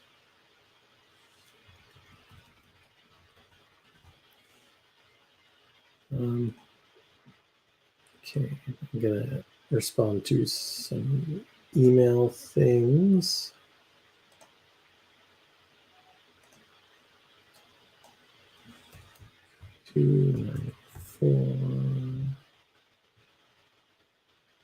Okay, now we're gonna open it up. Okay, so now we have a new Slack. I'm going to call this test Slack. Let's press AI. I'll just call it test Slack. It's fine. Good enough. There's nobody else, so we'll skip. We'll just talk to ourselves now. And what is your team working on right now? Nothing. Cool. Okay, cool. Now we have this test Slack where nothing is happening. And we're going to create a little bot that lives here. So to do that, I think I need to now not go to preferences, but go to settings administration. And I got to do that, to open that up. And I also need to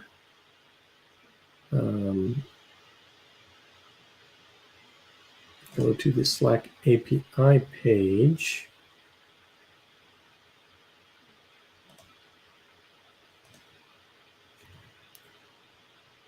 And create a new app from scratch. Now, yeah, so I think this part is okay to show. So we'll have a name, so we'll call this, I don't know, Circuit Bot. I want to add this to the test Slack that we have there. Okay. And then there's a bunch of settings that need to go in here. So let me work through that real quick. And if there's any questions, feel free to ask them, because there's a couple of things we got to do. Where is that?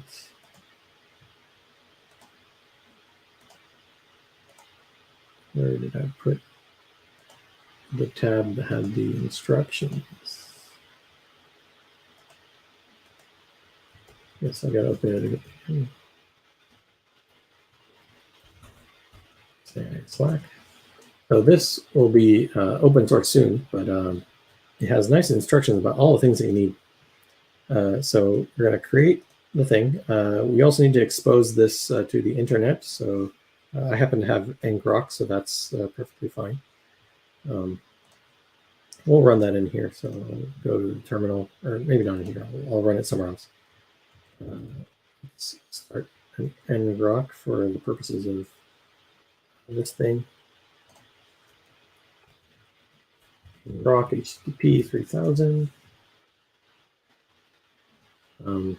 Okay, cool. So now I have that ngrok working. And then in the Slack app, we need to go to event subscriptions, which is over here. There's event subscriptions.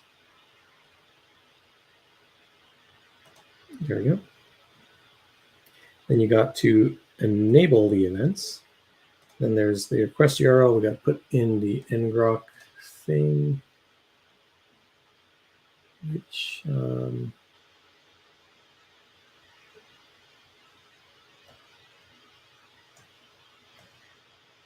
I think that's it. So put that endpoint in there, right? And then it needs to be /Slack/events. Okay. And I think it's trying to verify that URL. So let's actually get that started too. So let's start here. And I think we need to create a Slack API key. For that, I'm going to need to look at my settings. It's so much more complicated than anything in Xircuits.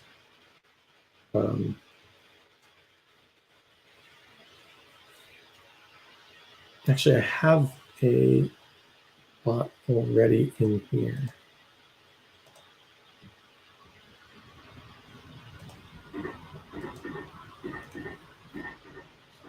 Let's see. Event subscriptions, enable events. Okay, yeah, I think we'll probably do that. So I'm going to edit this real quick just to change things to work with the way they work on my computer. So we'll have Zybo, Slack,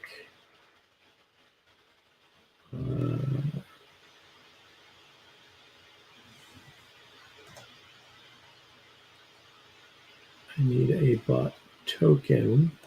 The bot token is specified.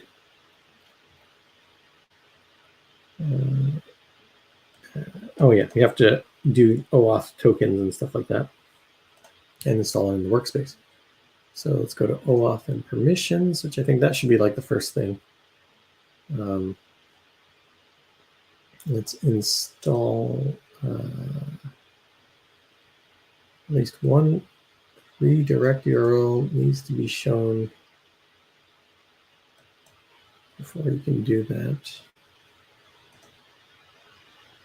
Under redirect URLs, get OAuth permissions, redirect URLs, we'll add a new redirect URL. Then we put in the ngrok thing /auth/slack/callback. Okay, so we did this part. Okay. And then OAuth tokens for your workspace and put installed workspace. I need one permission scope on that. Scope. So I need to add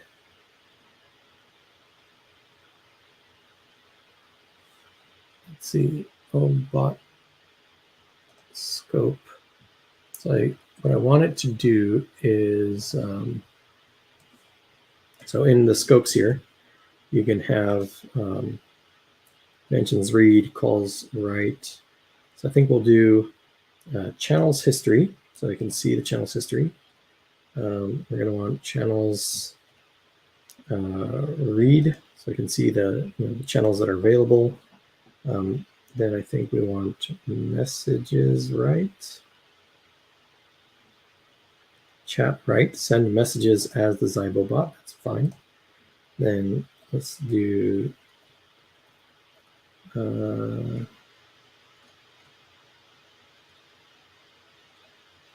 chat, right? Chat to manage, channels join. Join public channels in the workspace. I think that's okay. That'd be nice to have that. And we don't need to read the groups. And I think we have channels history, which is how to write stuff.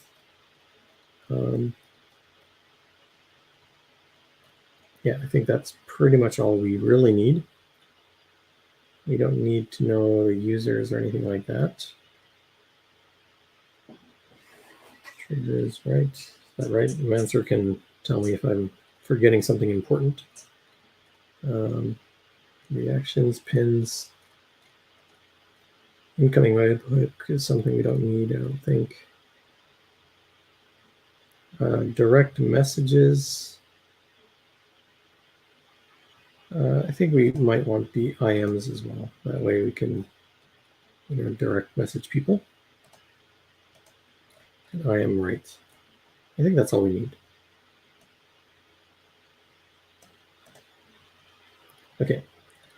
So with that, I think that's all the scopes that we need. And now I can install it. I'm going to save.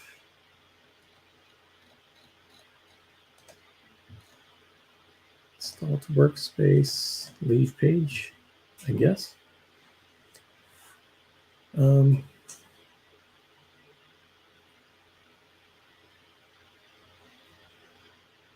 want to put it on a different one.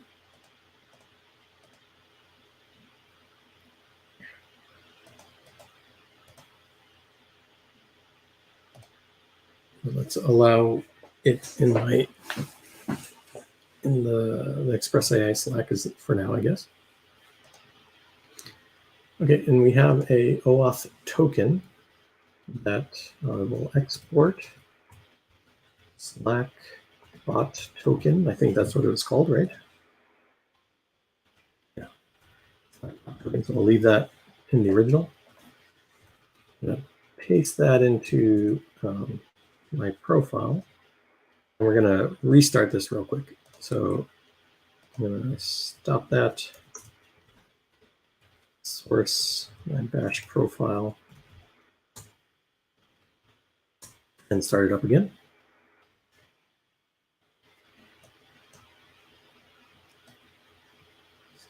So luckily that was all we needed. So we should be good now.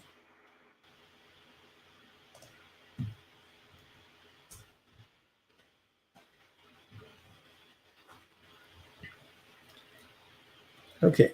Then we have this Slack signing secret. Mine happens to be called something else, so I'll just add that here.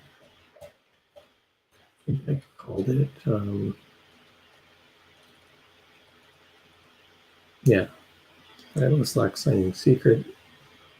That works. And I think that's all we need.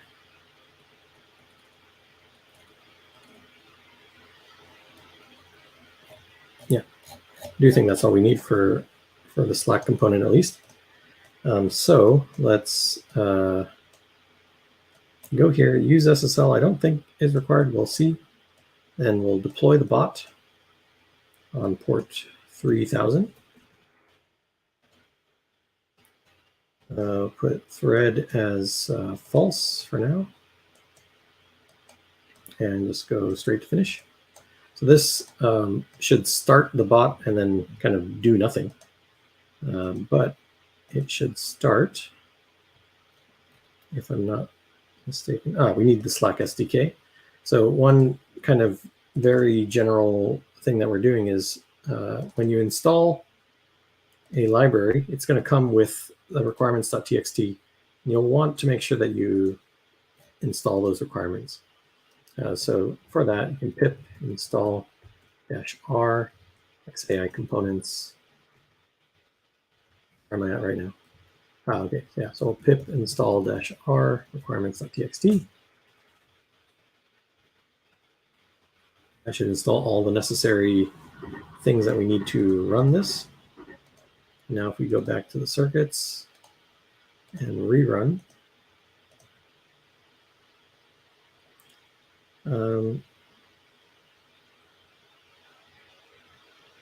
okay, so I think we are done.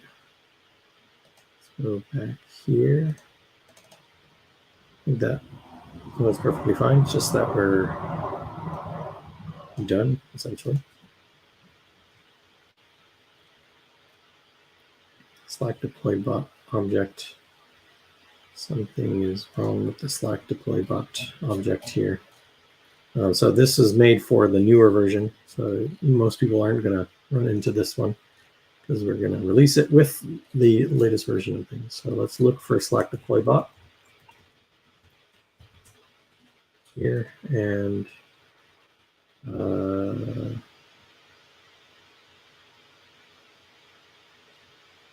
think, did I mess that up? One sec, let me see if I messed up something here.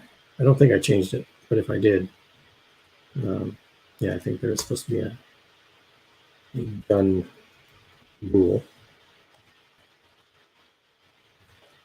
And then we'll just do def init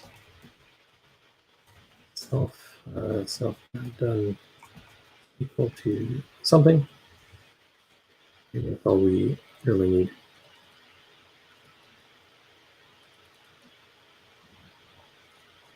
Yeah. Anyway, so that is something that should be fixed in the latest version. Let's try rerunning that again.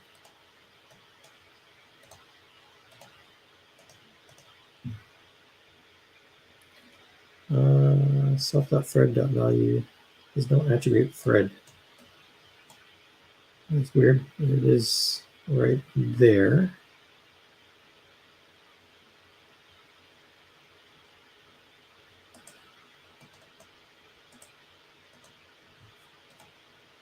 Have a thread bool. You're setting it to false. We don't need it, so I think we'll just remove that real quick. And rerun this. And why does it say that it has no thread? That is weird.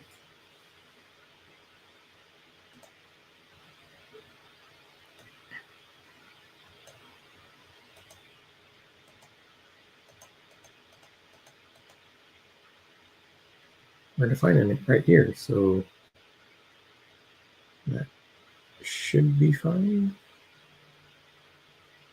Unless the thing that I just did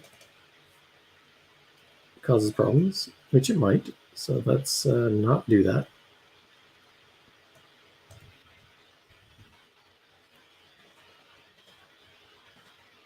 Okay, let's run that.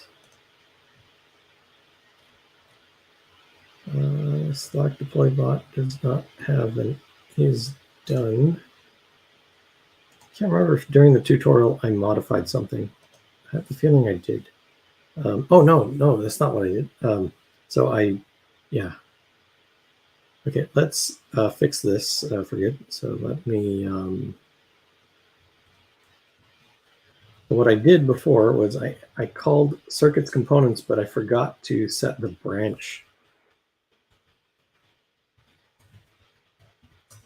So that modified the base to be, the way it was before. Yeah, so This is not necessary in the next release, but I kind of broke it because I was using the latest version, the in development base library, which changed the is done thing. Okay, so now everything should be back to normal, I hope.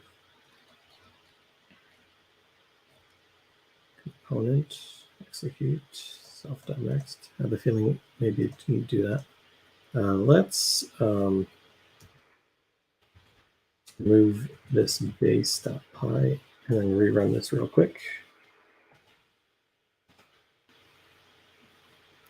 Now, if we look at base.py, we should have, yeah, this is the old style, and that works fine. Okay, cool. So now we should be able to run things, and everything should be fine. If I restart the thing there. Okay, now we have a completely different issue, which is the Slack events adapter.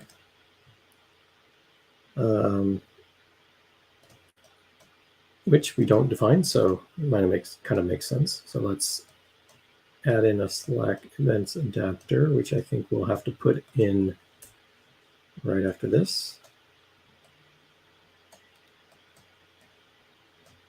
Port is 3000 still. Okay, so let's save that and rerun it. And we are running at port 3000. So now, if I go to the event subscriptions, enable it, and then add the URL slash, what was it supposed to be called again? URL slash, man, the Slack thing's incredibly complicated. Slack events.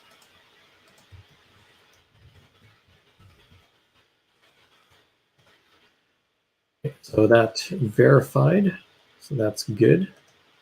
So save those changes. Okay, so now we got that. We added app mention, message channels, and message IM. Let me double check that we have all of those, because we can do it really quick. So we got app mention. We don't have app mentions, so I'll add app mentions. Then message channels. Message channels. I think we do have channels, so that's fine. And then IM, which we did add. So now we need to reinstall the app.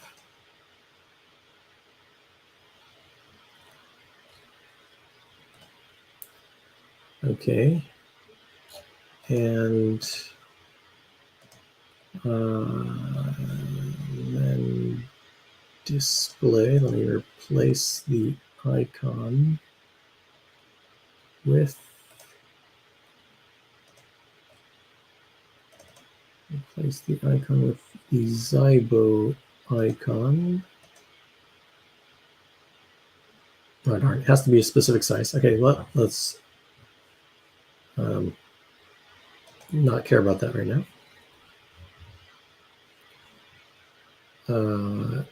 It must be between 512, and 2000 by 2000. That's kind of weird. Can I? Yeah.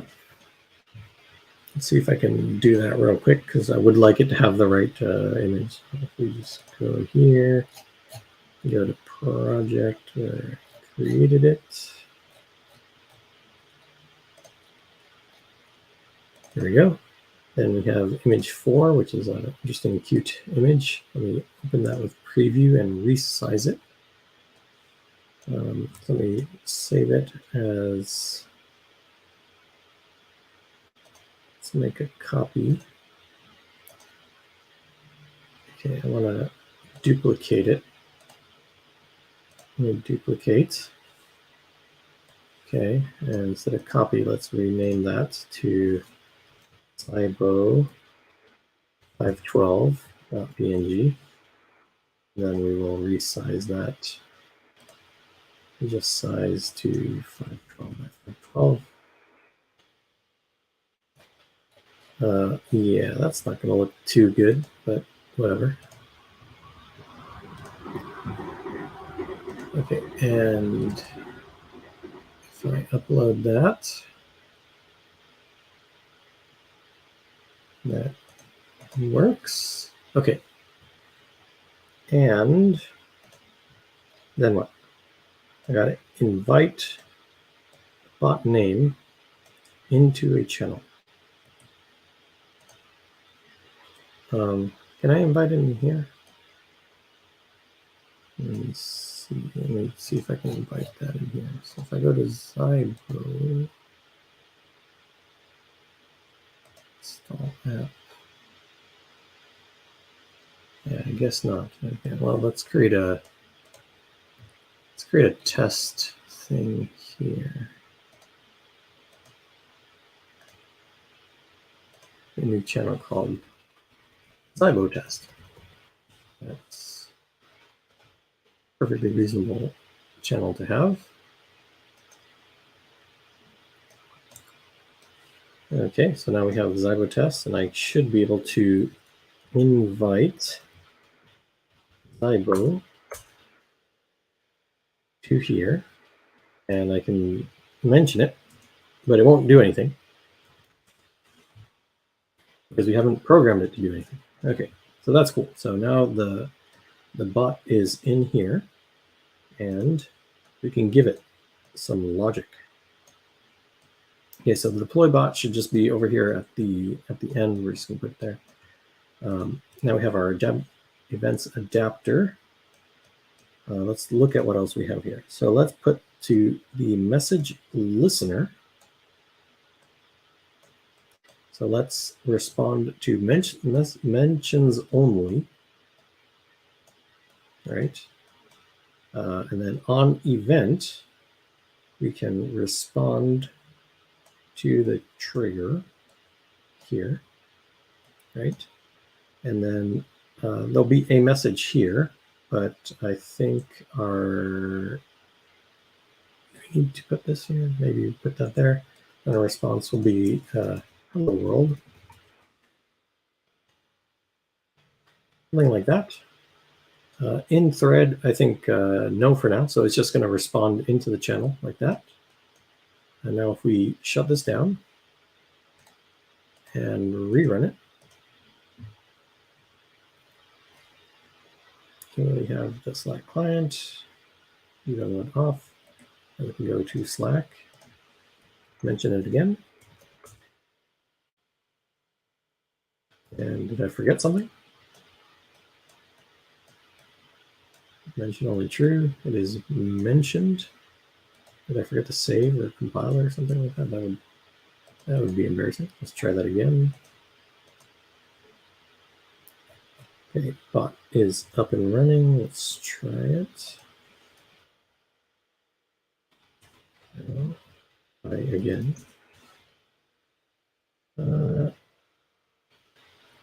It's not working.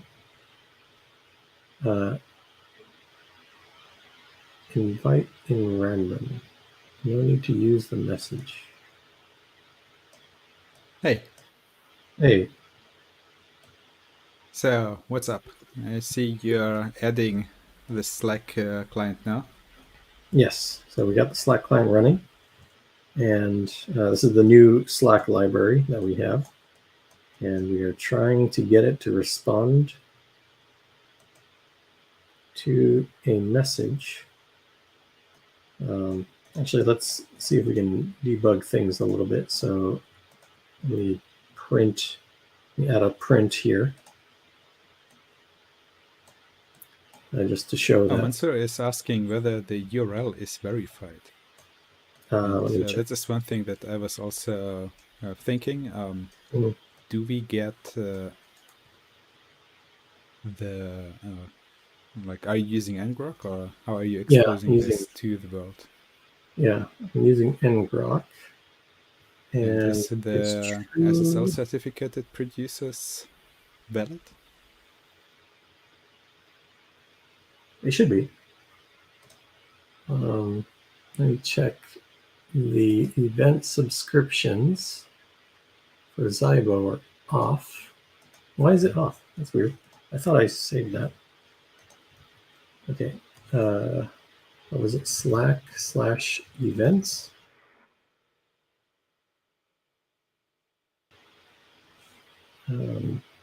Check that again. It should be slash slack dot slack events. Okay. Verified. Okay, so that's verified. Now say hi. And we get a 404 for Slack events. I did say, oh, I can't really save. It's like grayed out, but it seems okay. Add bot user event.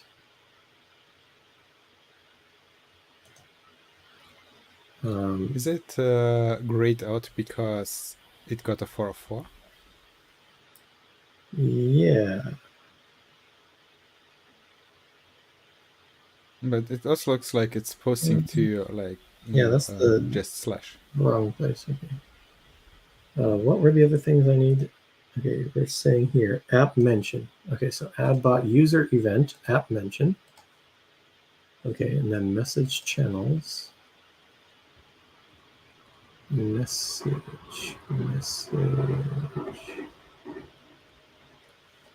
And so people can see. Okay, so we got app mention. Then we need I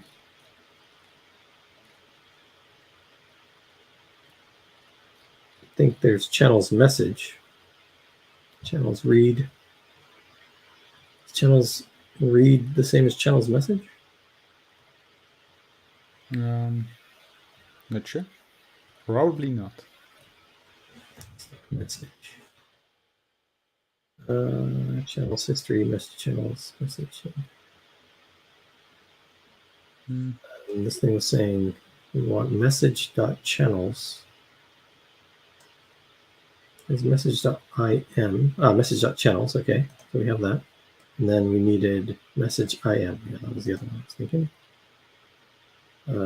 Message.im. Okay, save that. And now, if I mention it, did we get the post? I don't think we got a post. I think you got the post while you're trying to set up the URL. Let me see. It's still And verified. Mansoor is saying that you should reinstall the bot. Maybe I have to do that. Okay, so let's do that. Actually, maybe it's the OAuth is not set up correctly. Okay, so the OAuth is like different than the others. So we have channels.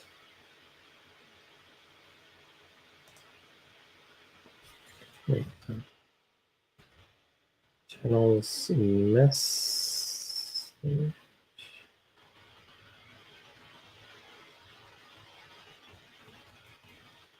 So, yes, we got I am read, I am write, mentions. And again, Mansoor says that it automatically adds the other permissions. Oh, I see. Am I using? So, hold on, maybe I need to reinstall the token. Check. Is it the same token or does it change? no idea. But I guess if you should reinstall it, you would remove it and then re-add it. Okay, so it's now reinstalled. Then let's rerun. And Mansoor says that it's supposed to say the same token. Okay, that's what I thought. Cool. Hey, So it works. Yeah, now it works. Okay, so it's always so painful getting this set up the first time, but like it's not our fault. I We're guess trying. it's good that you now have a video of it.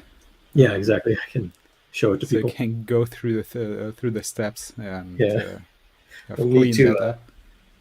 edit it quite a bit, I think. But yeah.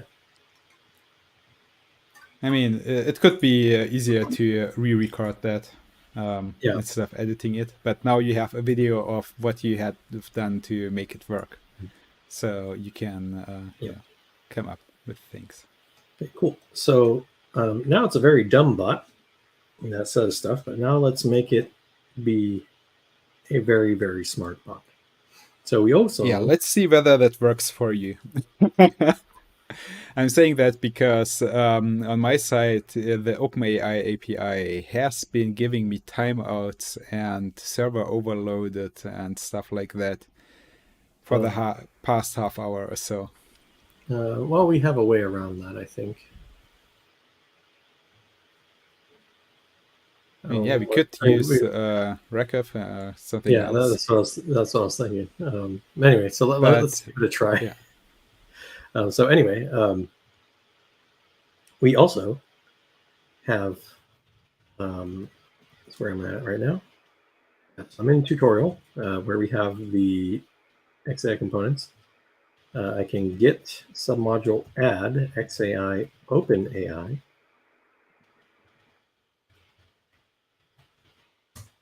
Right, to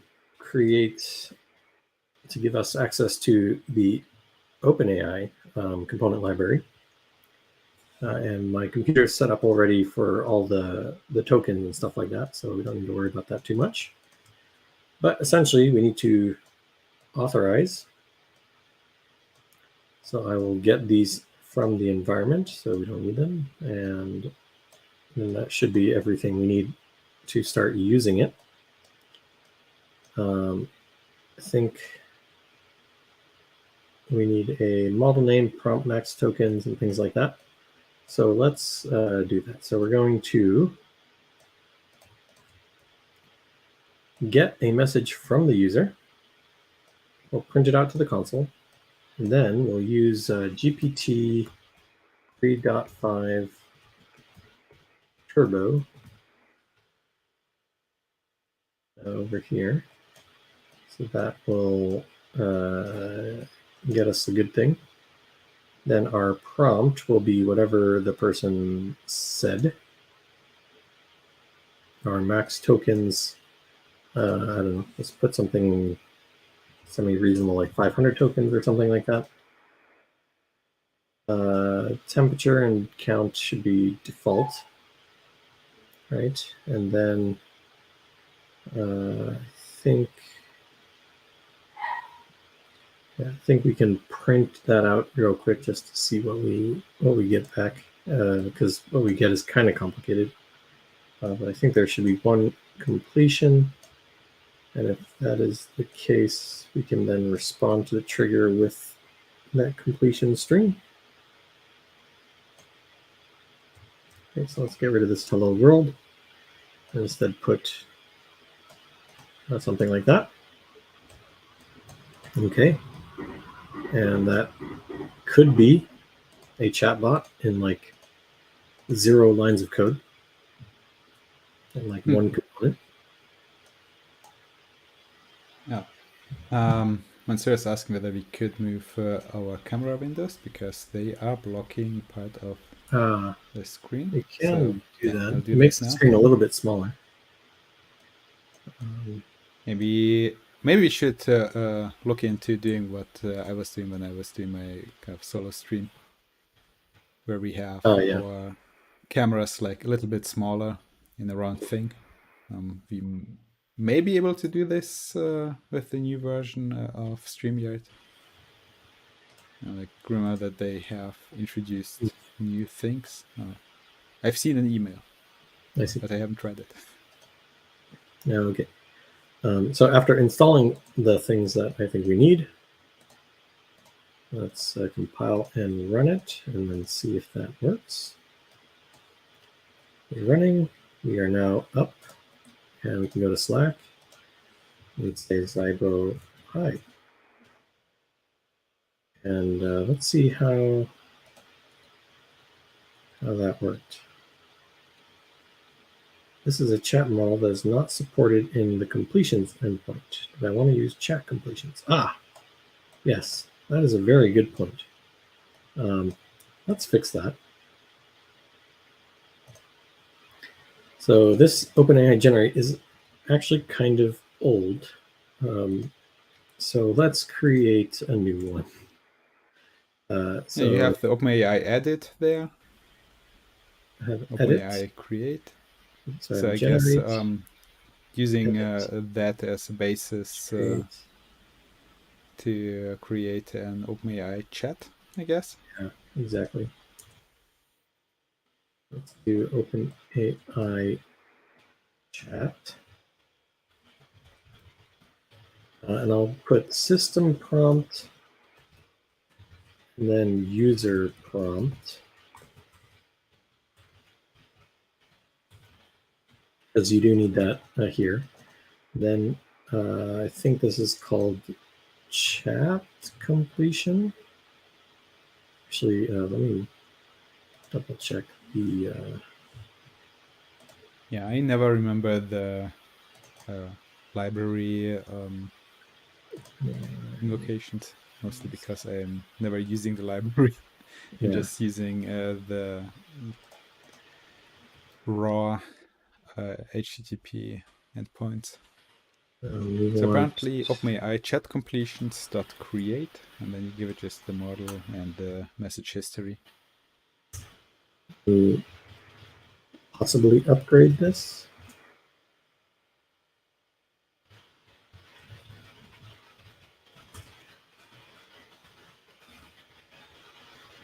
Okay, I think I did have the latest ingredients. Okay, so now we want OpenAI chat, and then this is chat completions create, if I'm not mistaken. Yes. And then you give it a history of messages. Bring up the. So that would be like the prompt would be what the user says, I guess.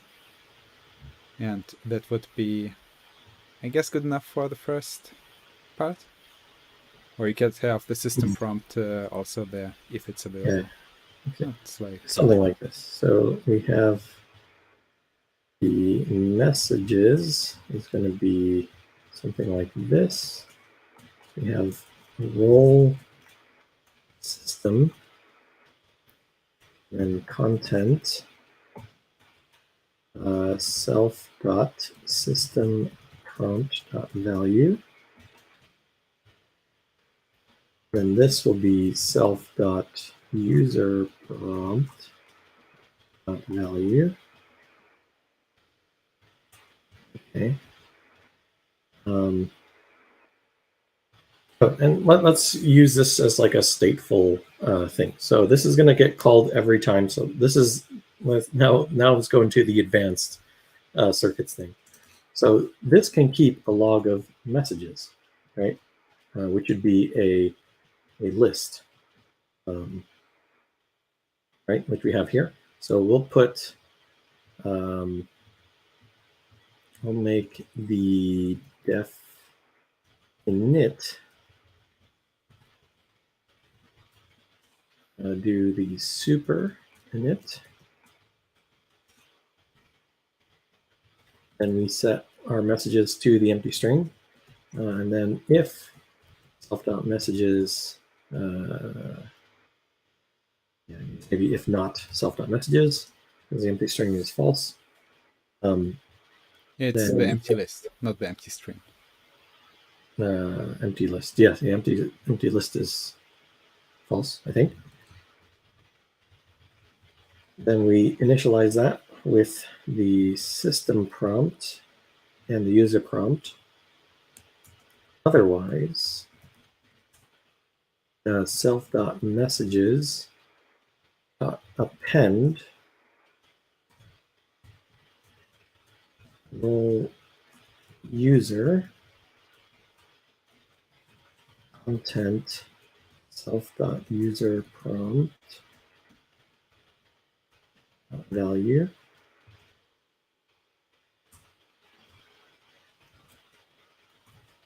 Okay. So essentially, if this is the first time it's run, it will initialize at the system prompt, and then it does the other thing. Now we get this result, and then I think this choices text, the role assistant. Yeah, you're going to be choices message is what you get. So choices 0. Yeah, choices 0 message. Okay. So first we get the response is message, which contains role assistant. So we'll do self.messages.append response, which should be good enough. And I think we can't get more than one. Or Yeah. can we? You can if you set top P or something like that. But we'll just do that. I think there is like no option for getting more than one chat completion. Yeah, there's top P and N. Oh, you can choose top those. P is for sampling, so it's Yeah. like it's like temperature. Yeah. But there's still yeah, N. that's the N. Okay, I get. Anyway, so we'll just kind of do that. Let's ignore the other one for now. Okay. Okay. So we'll add that response, and then this will actually kind of keep going, essentially. Prompt. So the model is the model name, and then instead of prompt, we wanted messages. Yes. And that's messages.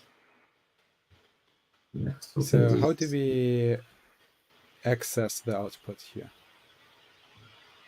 So now we have this response, and then that will be accessed as the completion. So after this, self.completion.value is equal to result choices message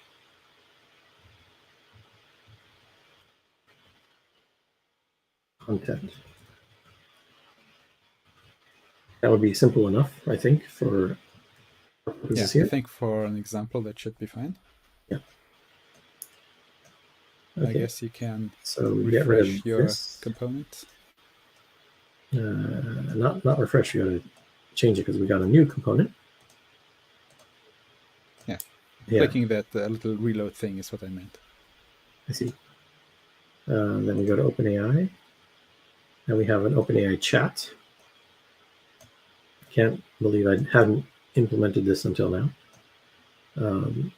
After the print, we'll go to the OpenAI chat. We will use GPT-3.5 Turbo. We'll use max tokens of 500. The system prompt is you are Zybo, a helpful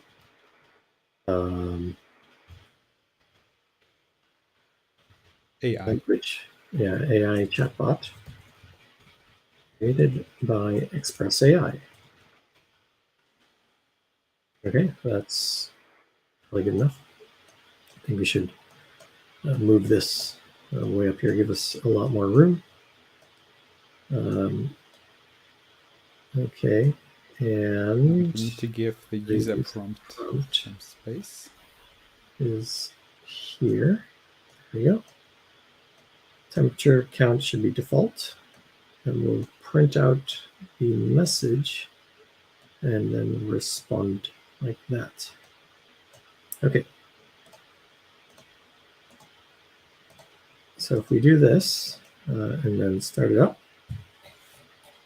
should have now a helpful bot that can respond to more specific things. If Okay, OpenAI, executing. hello, how can I assist you today? And it only responds to message mentions. So it'd be like, I don't know, what should we say? Tell me a joke. We can hear one of the And did we 10 get canned. 2 answers? Like, why did that happen? Yes, that Mentor was saying that happens if it takes too long, right?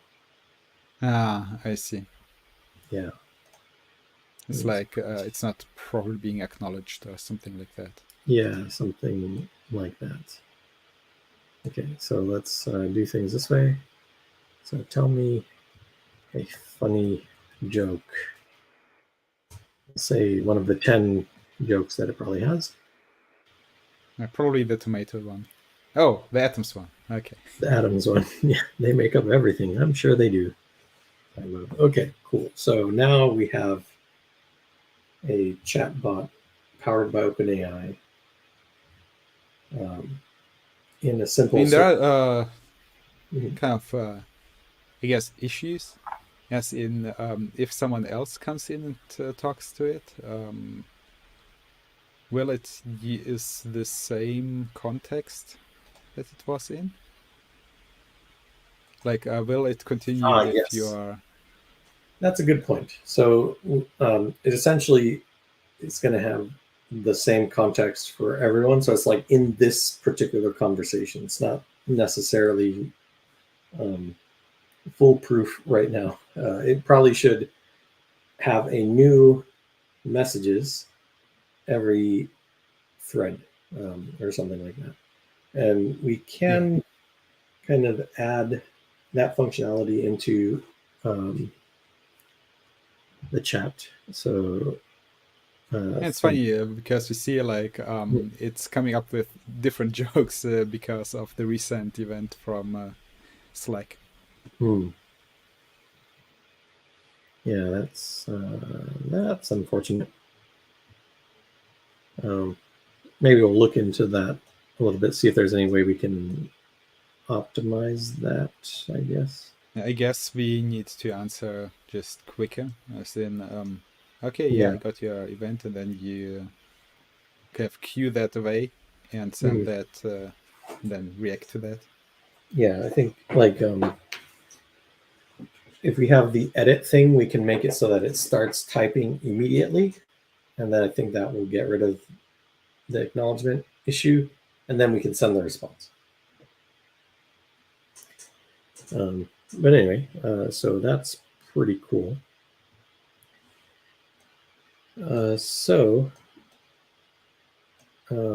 Now, if that's going to be like, if the timing is a problem, that could be interesting. Because what I was thinking of doing next was something that would take a long time. Ah, right. Now, I think, so I have no idea about this Slack API, I'm just spitballing here. Mm-hmm. But I think that we probably want to have that, queued. Or even worse, introduce agent behaviors. So that is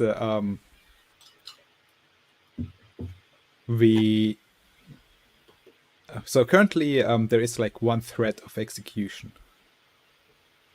Yeah. But there's no reason why it must be one thread of execution. It could also go to a component that literally creates an agent. And I have no idea whether it's going to be hard or not. And for some reason, I keep bringing up Clojure lately. But there are agents in Clojure, and they are kind of like a concurrency primitive. And you can, send things. Yeah, you can send things to them to do. And it probably wouldn't be a bad idea to have something like that in circuits. Like imagine just I mean, an agent is like an actor, right? Yeah. And it has an inbox. Can have an outbox or something, or we don't even need to necessarily have stuff like outboxes or anything, but like when the value of an agent's import is set, it could add that thing, and like the value that is being set, into a list of messages that it has received. Mm-hmm. And its execute is like, yeah, I'm done. We can kind of do that because we have like the RabbitMQ and stuff. I mean, This is like doing it without do we even requiring an external thing would be kind of nice. Yeah, that's what I'm thinking about. Is there something like that? Like, is there something closure like agents for Python? Ray. I want to have something that doesn't require you to install half a data center. I guess that's lame. Yeah. Like, honestly, why does everything lately require you to install like a dozen things plus Docker and Kubernetes and buy like 7 servers to do that? Yeah, it's ridiculous. I mean, like, again, I need to bring up closure. It's kind of nice, I guess. But like one of the things when the original BERT paper was published, they did all of the tokenization and all the preparation of the Wikipedia data upfront, because they would otherwise bottleneck on this data preparation in Python. And that is on a training that runs for like days and weeks on GPUs. Like the CPU is idle anyway. Yeah. And so they did like a lot of things, or they did not do a lot of things because they had like they couldn't randomize the inputs because they had pre-baked them. And one of the like the big innovations in the Roberta paper was, we're actually randomizing the input, so training longer now isn't overfitting on stuff. And my point, to come back to that, is I did that in Clojure in real time. Yeah. With like on my desktop. And it wasn't bottlenecking anything because like one training pass takes way longer than that. Yeah, I mean, I wasn't using actors there. I was using Core Async for that. But still, just having a simple actor thing would be nice.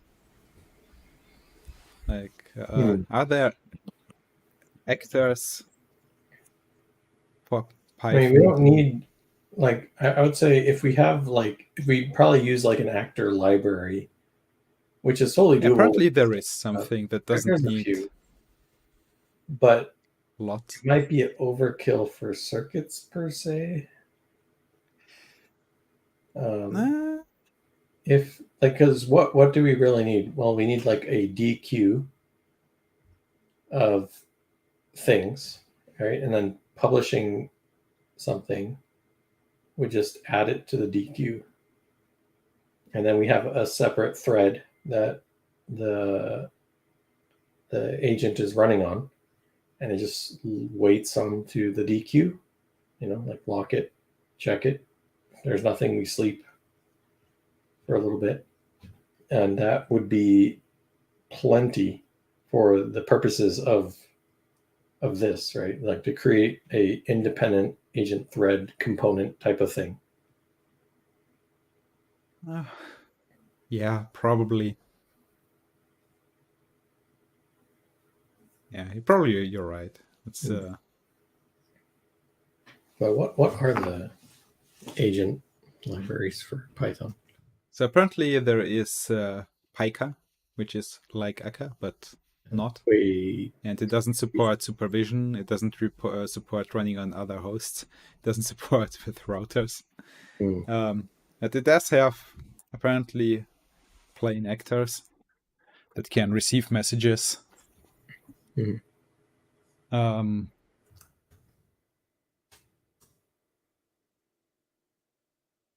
There's Thespian, yeah. I remember Thespian. Again, probably a little heavy.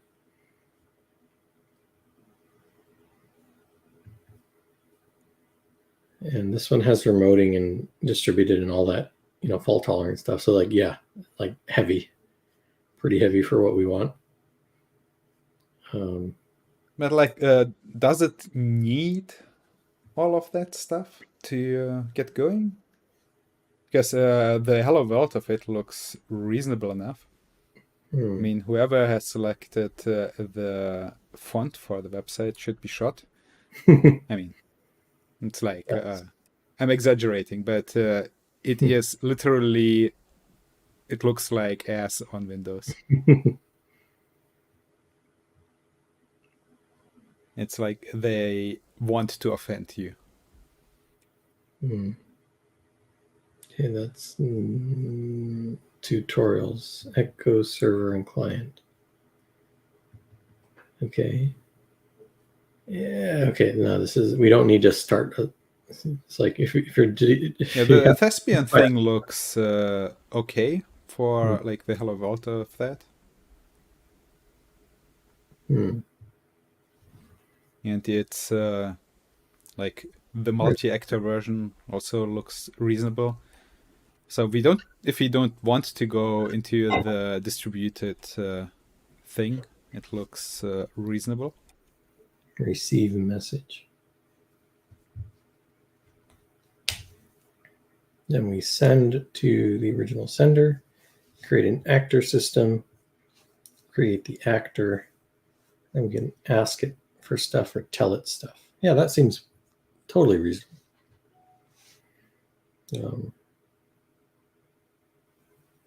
Like, I think that could be even useful for like the agent system, the GPT-Agent system.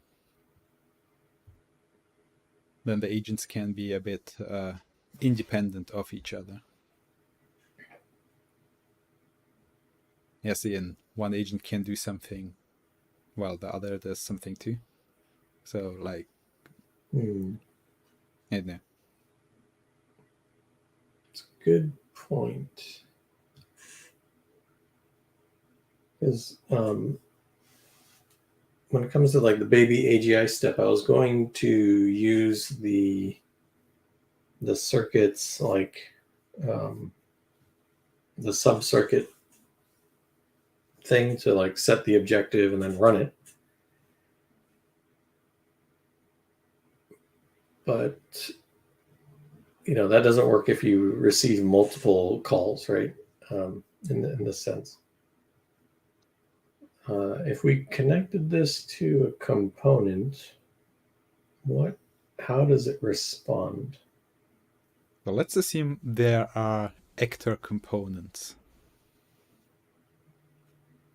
Or like, let's assume we go with like the branch component thing. And by connecting something to an actor component, like that thing, like that flow that is connected to it, is defining like the behavior of that actor. And so the input is kind of trivial, but whenever something is set on the actor component, that becomes its input.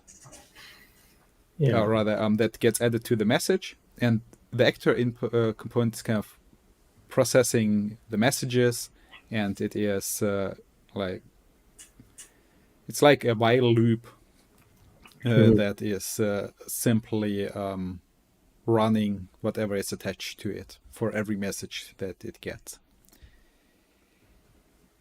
Now, the interesting thing is, how is it going to output its results? Like, where are those going? Yeah, I think we need to have a. I'm thinking if we have a send component or tell component rather, that could be enough. The big thing that we have here now is that we are breaking with this, like we're completely breaking with this one thread of execution thought. So connecting from start to finish all the triangles to each other, because there is no such thing there anymore. It's fake anyway. Like it's yeah, it's fake anyway, but it's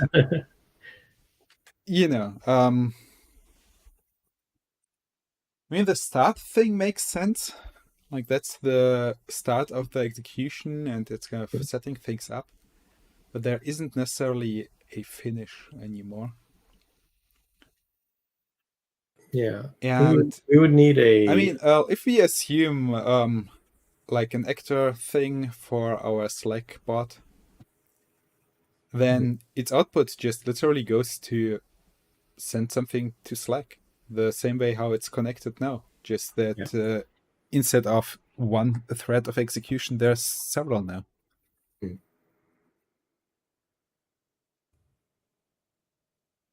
We pip install Thespian. And now, as I've done my job of giving you ideas, I'm going to disappear into the night for a little bit. Probably come back in a few minutes. Yeah, Paul, the master nerd sniper. Yeah, that's what I do. That's what I do. Unfortunately, I do that to myself way too often too. So yeah, that is so true.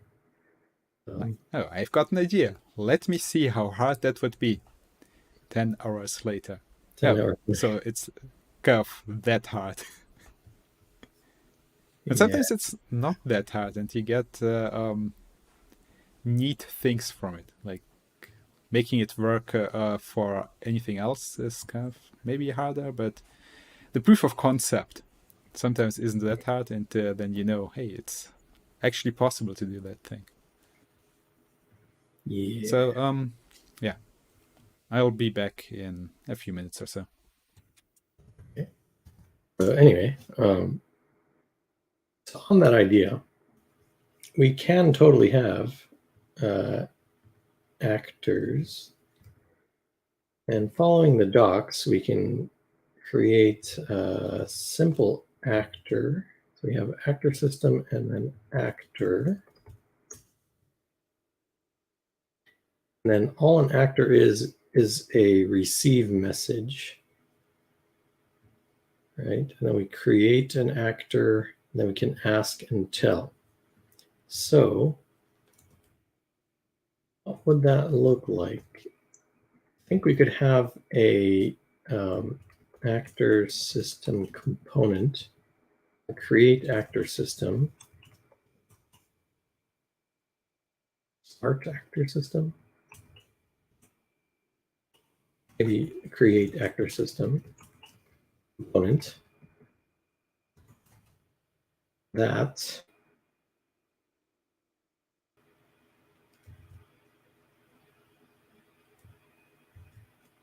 does nothing. Has an execute.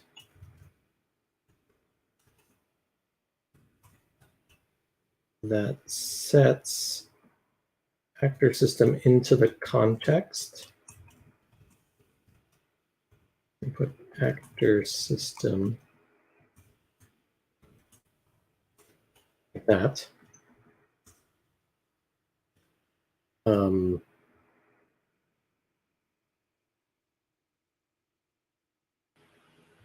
And then we can have a XAI component class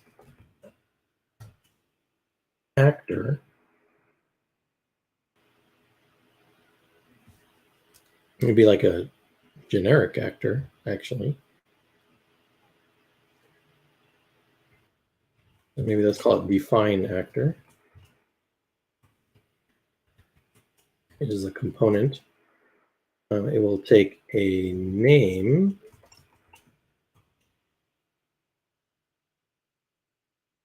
and then it will have a on message based component. So there's an on message triangle. Then it would take a name and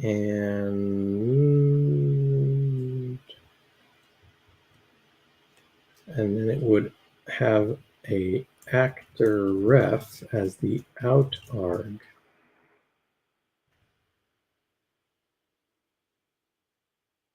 And I'm So guessing, how do you think this would work? well, we're going to try it and find out. I mean, the way that I was thinking is that our actor would get like it would have an incomp arc, but like not a regular one. So we can have something that listens on setting the value of it. So we could have a setter there. And instead of setting something, it would tell our actor to, well, that it has received a message. Yep. Self message sender. Past that for now. Then I want to do system.create actor. So it's actor. I give it a class. And maybe I can give it a name.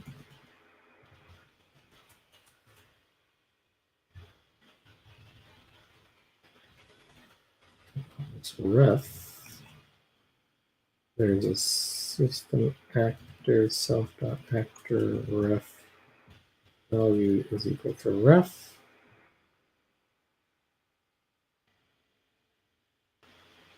I think that's really all we need. We could save it in the context, but we don't really need to. And then when we have on message, We want that to be executed. So yeah. let's take a look at how we did that in the control flow package.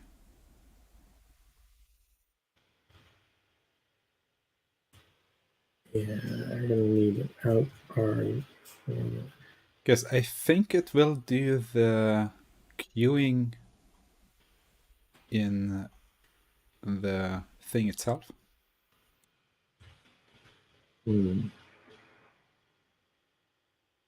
So that we don't need to queue anything in particular. You're talking about the actor system itself, or? Yeah. Yeah, I think so. So it's essentially a loop. So we can take this do. Yeah, do we need the loop component? I would probably look at the branch component or something. Yeah, they're essentially the same thing. It's essentially this, right? So self dot on message dot do, and then while there is a next body, it will do it. Then it doesn't need to return anything, right? Yeah.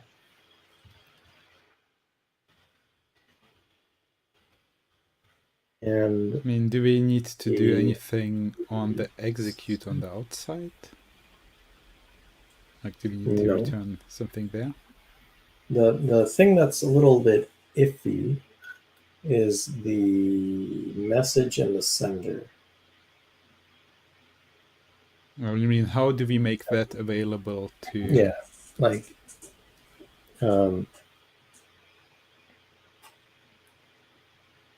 we can assume that we're connected to something that can take a message, right? So so we could do like self dot on message dot message is equal to an in arg serve message.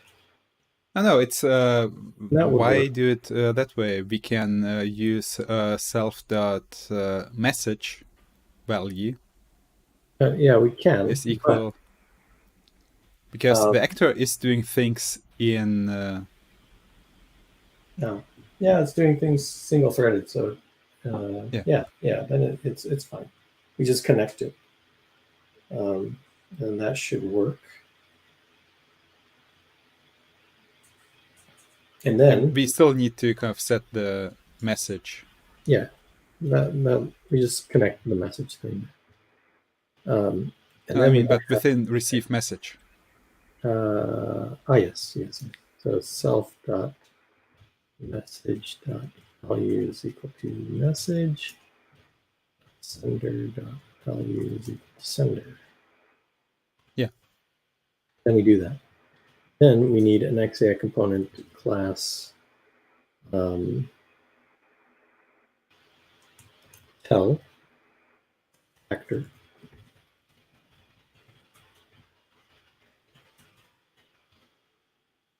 That would take a actor ref,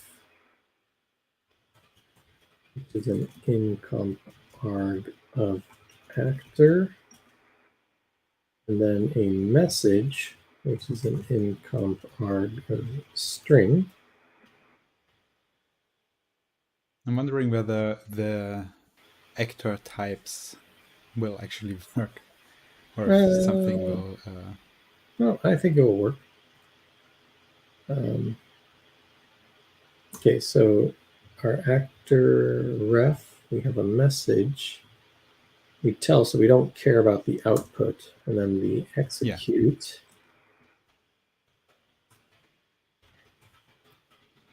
Would be a simple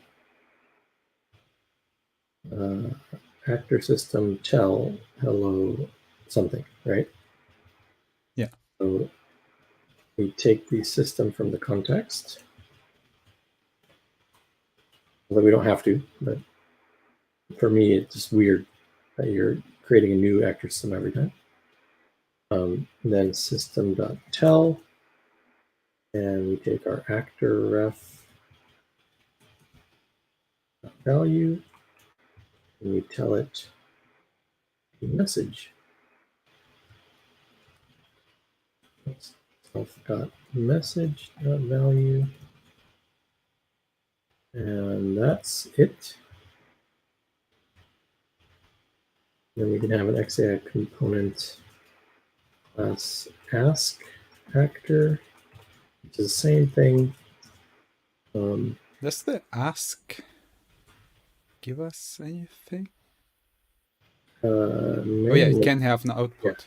Yeah, exactly. A response and out arg of stir, so everything's only strings, but it doesn't have to be. But for now, yeah, I mean, it probably doesn't really matter at runtime. Yeah, because no one checks. Yeah, we don't. Yeah, we don't really care. It's we don't even check in the thing. I think there are some checks here and there, but anyway. So then you would ask. How does ask work? Ask. It returns, I think, something. What is the one? Yeah, I'm not entirely sure. Let me check the documentation.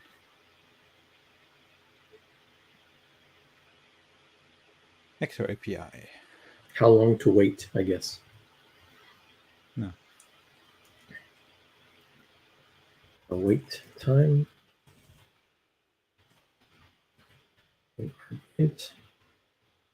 And wait time equals self dot wait time dot value if self dot wait time dot Yeah, it's a value. timeout. Else one. If the timeout is a none value, it will only block for the specified timeout period, returning a none value if the timeout has occurred. Okay, then let's. The recommended manner of specifying a timeout period is an instance of the time delta class. Although an integer or floating point value will be accepted as a specification of number of seconds. Time delta is unnecessary. Okay, so we then send the message to the actor ref for a certain amount of wait time, then self.response.value for that. Okay, so now we want to indent it correctly.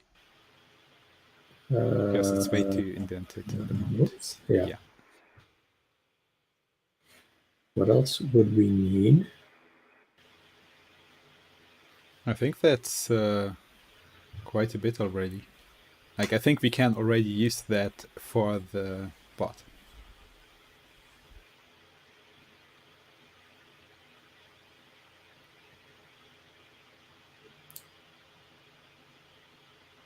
Because we're not doing anything. Like oh yeah, you mean if we want to answer a message? Yeah, we have an ask. An ask is given a sender. We have to send.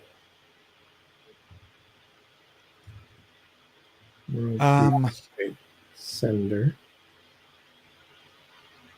It is a self.send. Yeah. I would probably just ignore the ask at the moment and just see whether our Slack bot will work with that. Yeah. So just with the tell. And for the tell, I think for the tell we don't even need to have the special thing that I was thinking of, where we are sending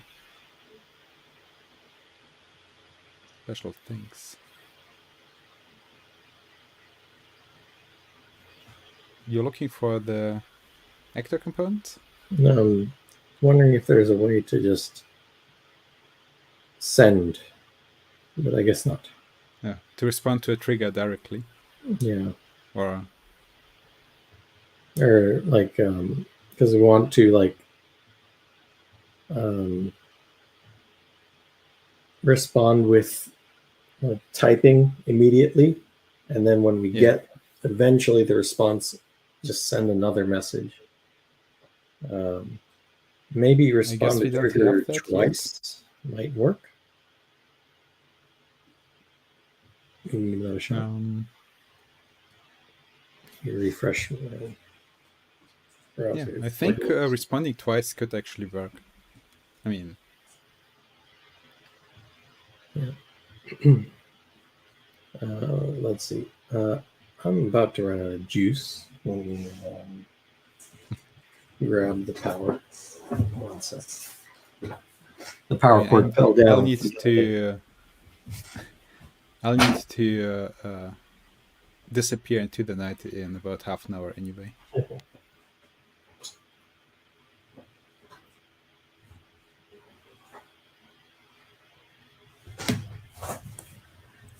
Okay, the magic of USB-C is great until you have a dock that can't power your laptop. Okay, so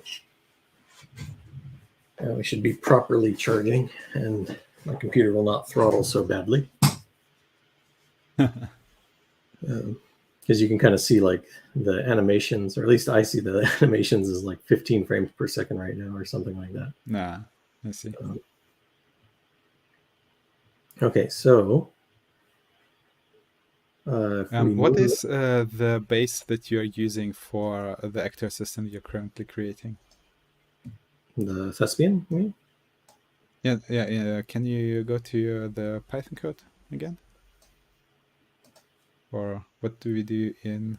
Okay, so when we use create actor system without anything, it uses the simple system base, which is non-parallel.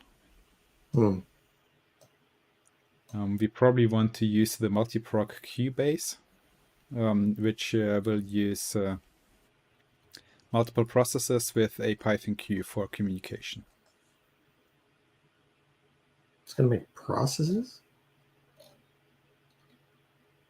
But I guess it will be fine for a first test.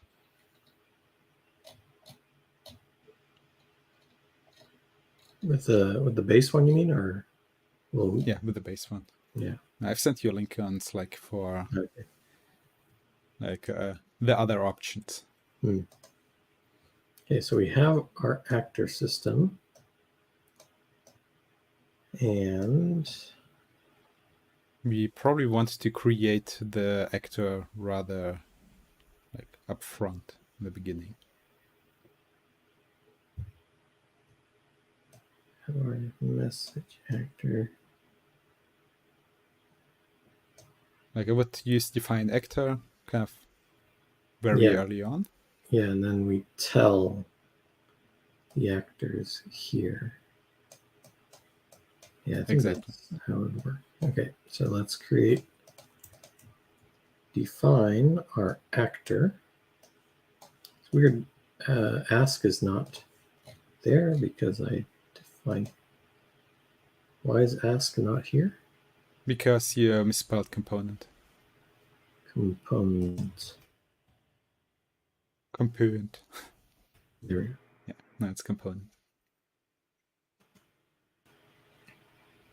But we still, we're not going to use ask. Yeah. For this. Well, I'm kind of wondering if we need to or not. But anyway, so we're going to create a bot actor. Okay.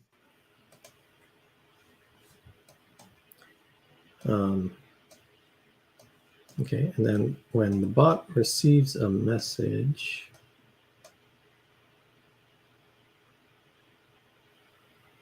that's where we want to connect that to whatever is the on message connection before. So we want to print that message, give it to OpenAI chat, and respond to trigger with that message. And now we have an interesting, I guess, problem, because we have, like, we need both event and message to be passed to our bot, not to our actor. Yeah.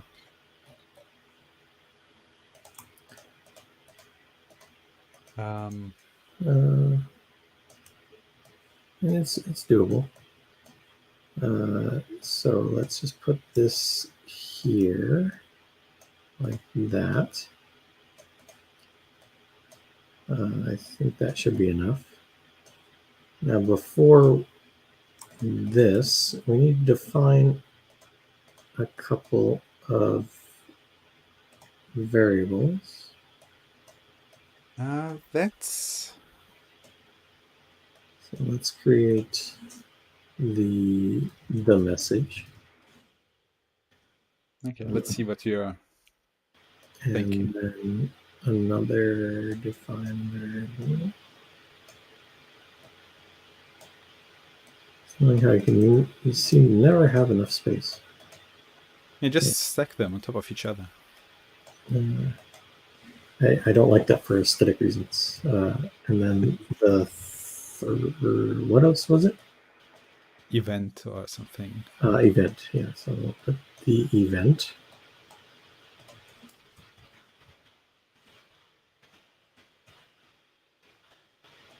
Okay, I think we do need to give it a value of some sort. Yeah, they need an initial value. So I think I'll give them pool or something like that. And then this one as a message should just have an empty string.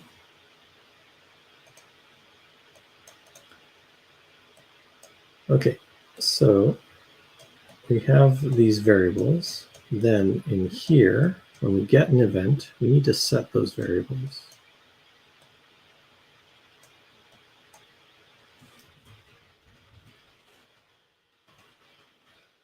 Set the message, and we need to set the event.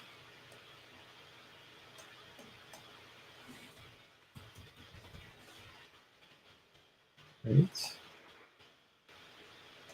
And once we've done that, probably should have done it the other way around. We can then tell the actor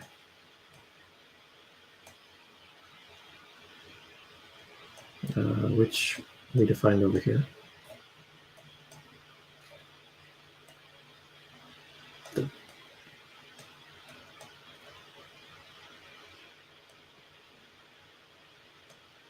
Or we can set that as a variable as well. But anyway, so we tell the actor the message. I guess it doesn't really need the message. I don't know, let's give it some kind of string.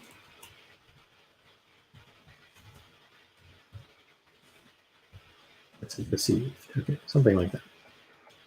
So that's it. Yes. Once we have I that. see. So now you want once. But then on message, we go to the OpenAI chat. but what if we receive several messages before it is done? It's going to override them, like the variable. The entire idea, like the entire point of this was to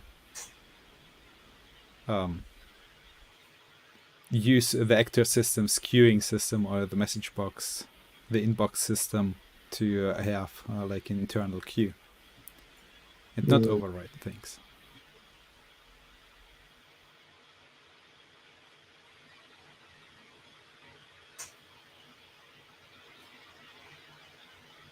What we'd like to have is a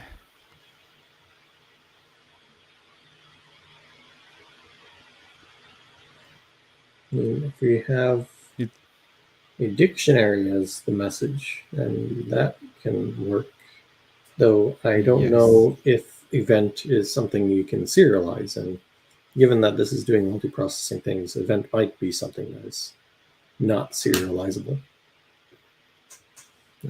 As it was kind of like that for Discord. It isn't like, can it be passed as a reference across multiple processes? It doesn't. Like, does it need to be?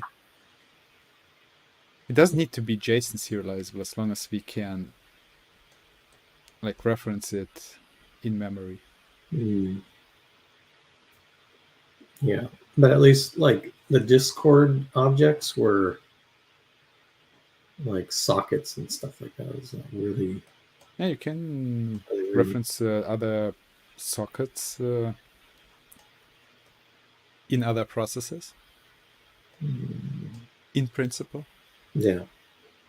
On Unix, possibly. On Windows, maybe be a lot more work. But anyways, this should work as long as we only receive one message at a time, so we can try it at least.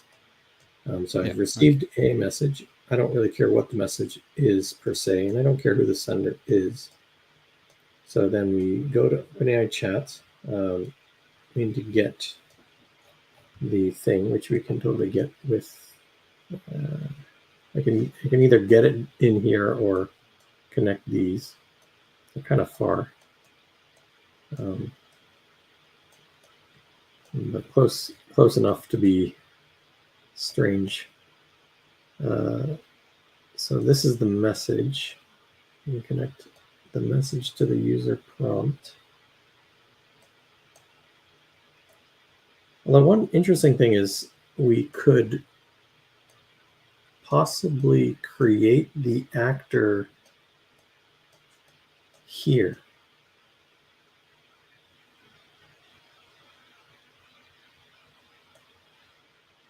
And then that would create the chat. No, it would still. You need something else Now for. let's see what. No, that's not gonna Let's see what happens if we do it like that. work. I think it should, in principle, work as long as we are not sending more messages before we. The trigger could be empty, right?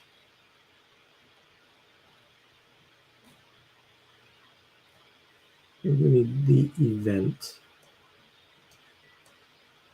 I think we used the event as the message trigger. Or did we use the event?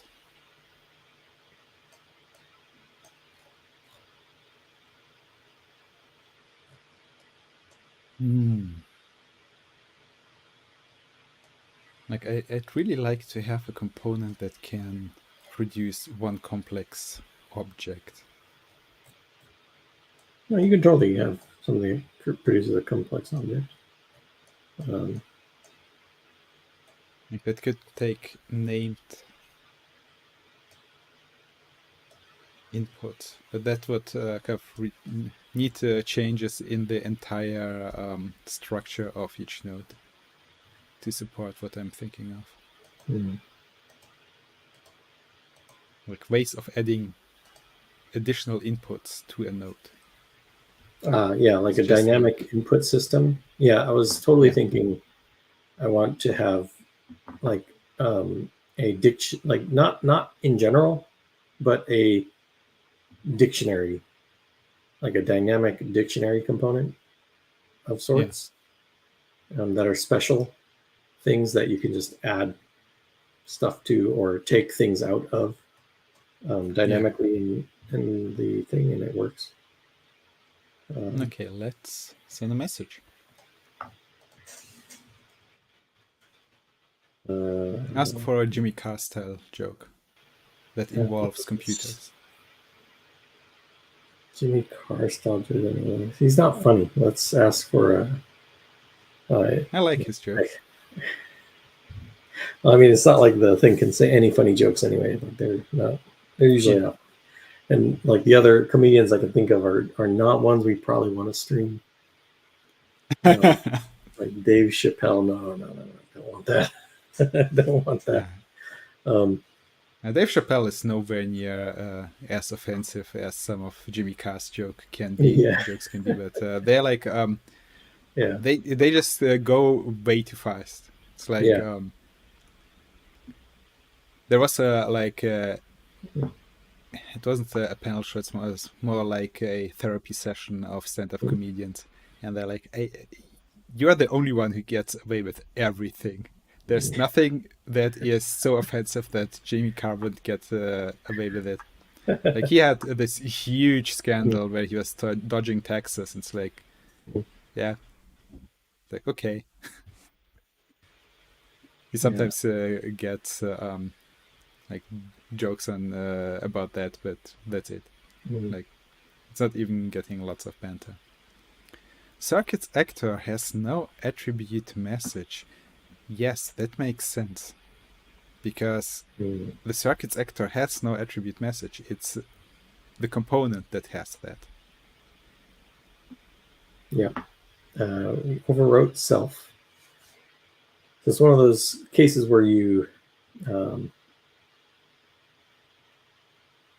where you want to use me or something like instead of self. Yeah, just put a me up front, like on the top. Yeah. Yeah. And then it should be fine. Should be fine. I kind of want to do another way, but because it's a ref and not an actual actor, that's kind of what we got to do. One funny comedian I remember, his name is Eddie, but I forget what his Eddie Izzard. Izzard, yeah, Eddie Izzard. I haven't seen that in a long time. I remember that being very fun. Yeah, I mean, I didn't get too much of him because he's kind of not as often on British panel shows. then only a couple of things. Means that he must be successful, though. Yeah, that's true. Make a joke, make a Spaceballs joke or something. Yeah.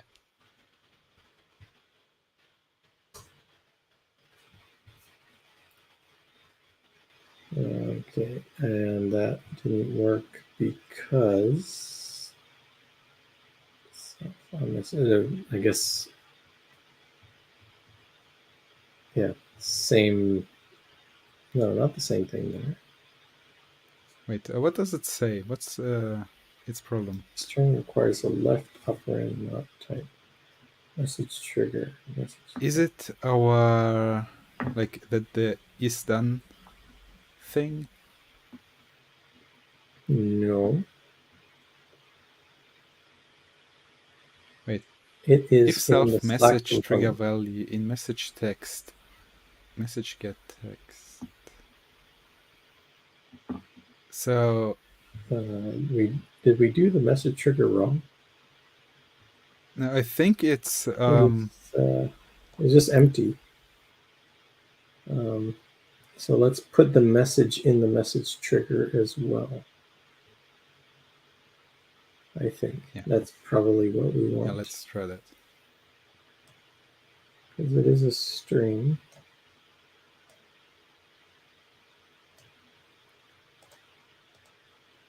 Okay, so let's go here and run that.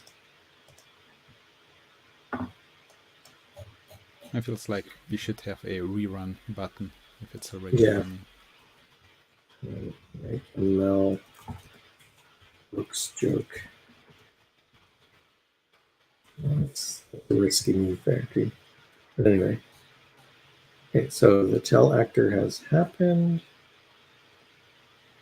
Did you hear about the mathematician who's afraid of negative numbers? He'll stop at nothing to avoid them. This joke is actually from the movie Spaceballs.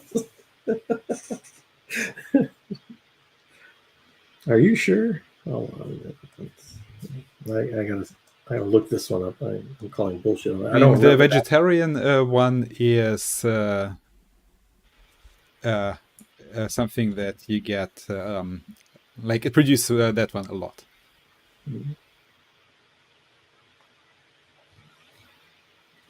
Yeah, I don't think that's from the Spaceballs movie, but because I don't remember that line.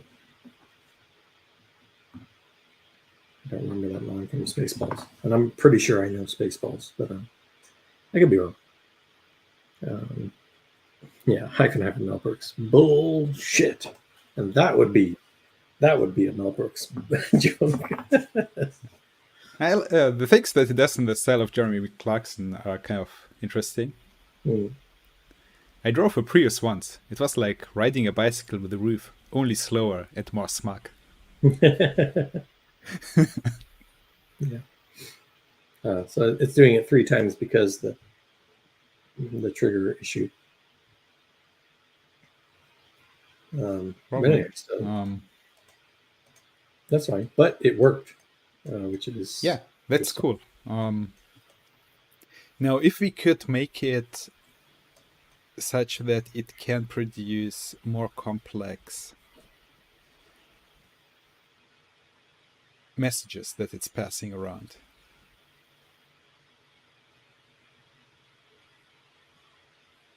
Okay, it could be let's do onto something that simplifies stuff a lot. Yeah, so message is never, I mean, okay, so message is defined here as a stir. If we make this I think it's right? I have an idea. I have a brainwave. As Clarkson likes to say, I have a brainwave. And we can use something similar to what we're doing for the variables. But instead of having context, it's referencing an object. I mean, the message doesn't have to be a string. So what I was thinking is that I Like have it doesn't matter whether we've defined it to be a string or not. It's like only what we're showing here. hold on, I need to find my set dictive value. Or just we'll create it. They're super simple. What I'm thinking of is having a component that is literally just a reference. Like that is the thing that's holding the dict. Mhm. And then there are a few setter components on that for that. Name. And then there are also like there's also a getter component for that.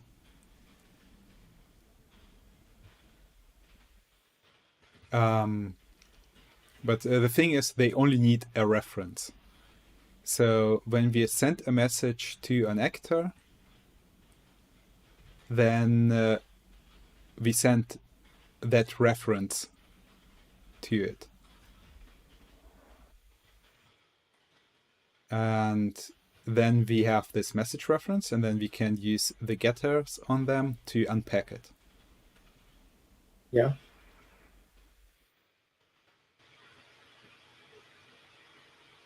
Anyway, let me add in the get dict value, and then we'll look at the API and see if there's anything else to do. So we have like dict self.name.value, self.value.value,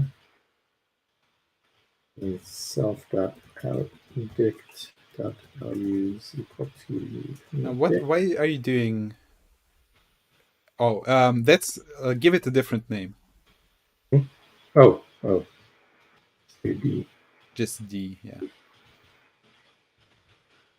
Uh, And also on top, line 63. yeah. I think I called it OBJ in the original. OBJ, yeah, OBJ. Yeah. Um, So you would initialize that with a literal dict, I guess. That's empty. Yeah. Or you just leave it empty. Or no, none at all, even. Yeah, I see. Yeah. Okay, now I know why you want the out dict, so you can have a reference Exactly. to the same thing. And then the value is out arg any. And this is a very simple self.obj.value, self.name.value.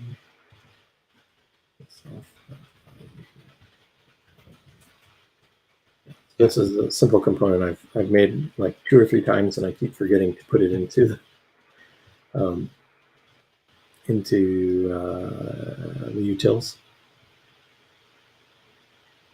Yeah, there's the set dict and get dict. So we can get rid of the set variable component. Yeah. Replace these with two sets here.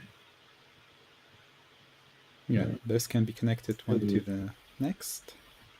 So the name is there. The event is there. The value for let's do it the other way around. Nope. Okay, so the event is there, connected to the value. Oops, I need to stop using my trackpad.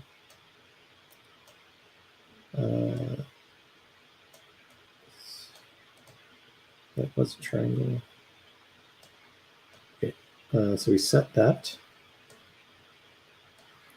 Then we set the message.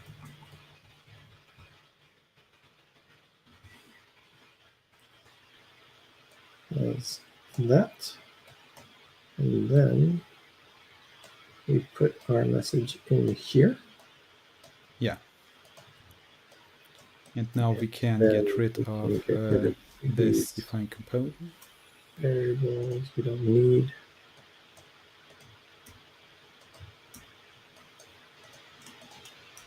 Okay.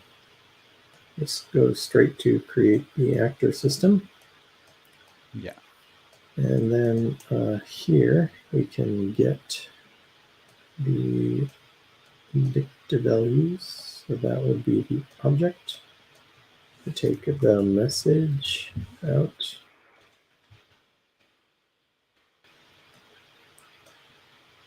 put the value in the user prompt, and then we get the event.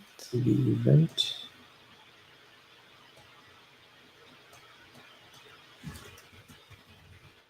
There.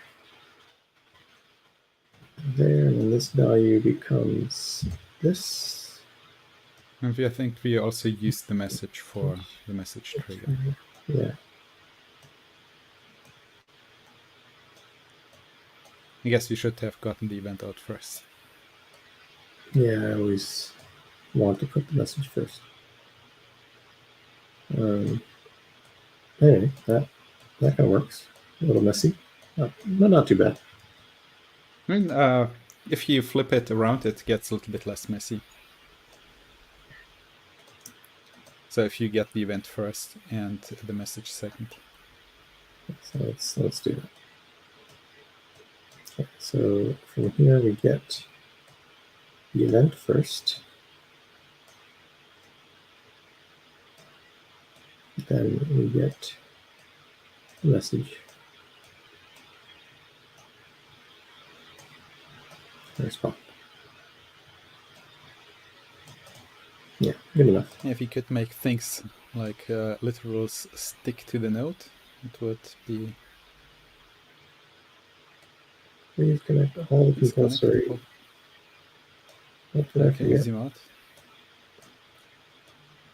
Does it highlight the things in any way? Yeah. Set dict value. That's annoying. I made that. Yeah, you made that compulsory.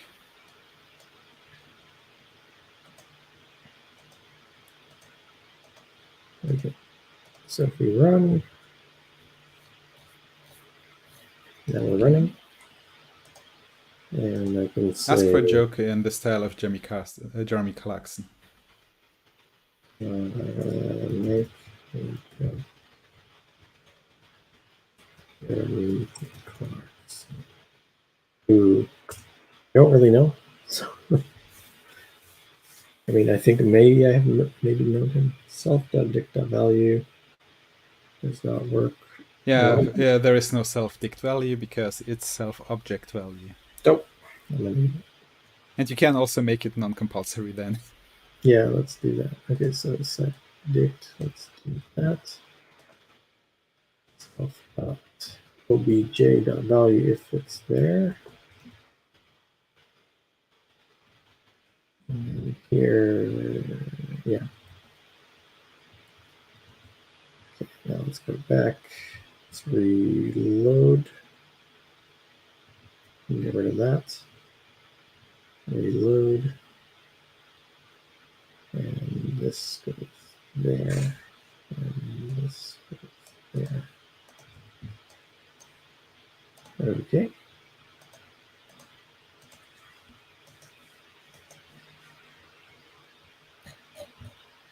Let's run in. Say the same thing. I'm getting the dict value. Okay.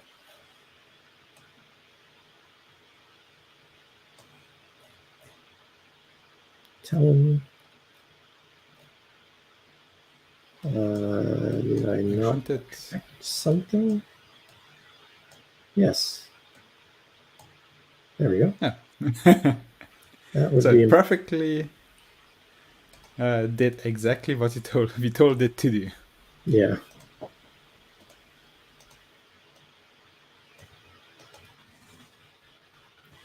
Please.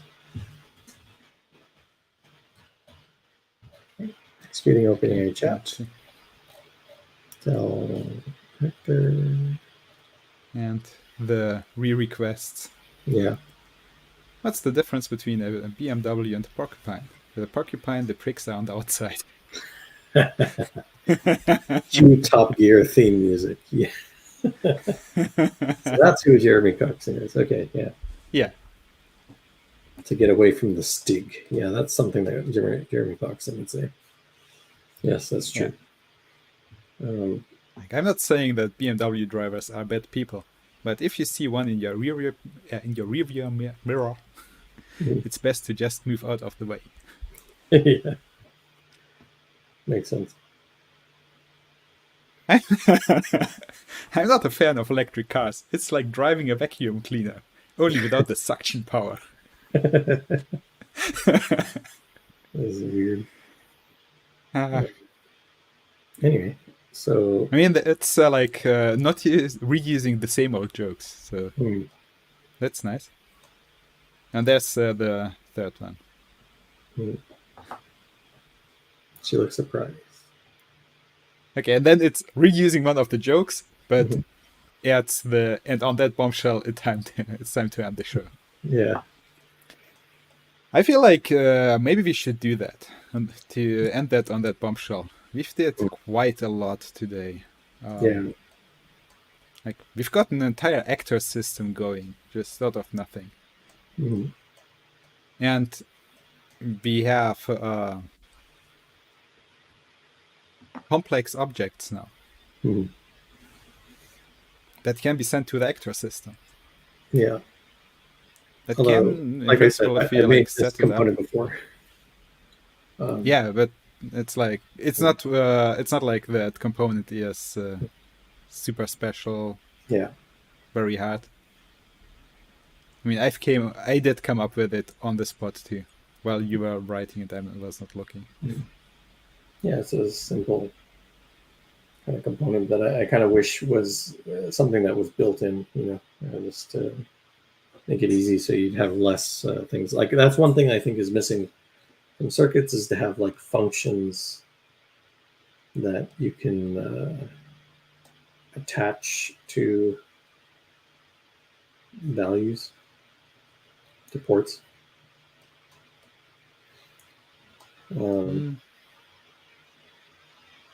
Yeah, so that's kind of cool. And you can tell actors, and we don't have a way to respond, but that's not too hard to implement if we do that, and it does give us an interesting. I mean, we can now have that very easily, actually. It's a respond. So for the ask component, that will just get an answer, right? So what we need is a respond component. Yeah. And all that, it doesn't need to have respond to actor. Yeah. I mean, I guess it's fine. It's because the sender is always an actor. We don't need to have an actor reference for the actor that is responding, because that's going to happen automatically.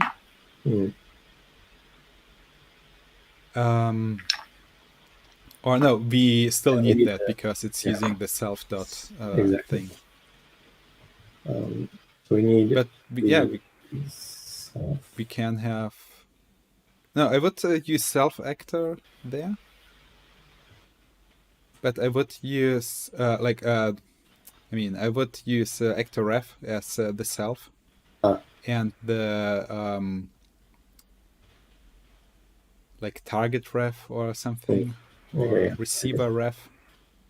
I think receiver ref makes that's too long sense. I hate writing receive. I have you need to do it only once. I mean, you have mistyped actor just now. So, Actro. Like an Actro framework. Actro, the actor framework, yeah. The actor framework for dyslexics. For dyslexics, exactly.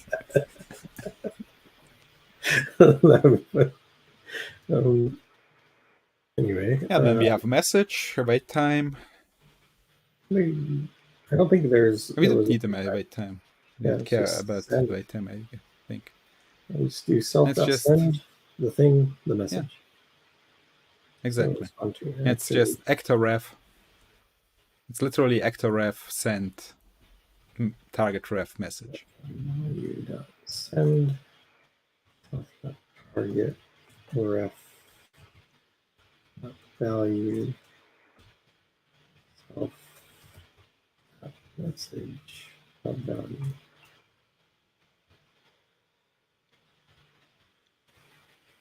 Yeah. How would we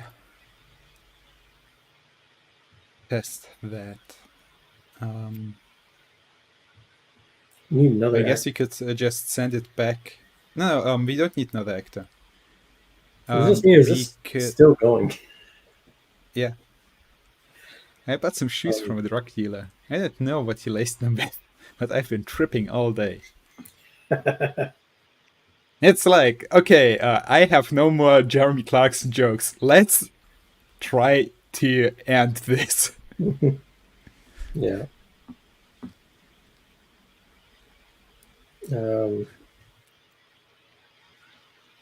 Why is this happening over and over? I thought it would only do it 3 times.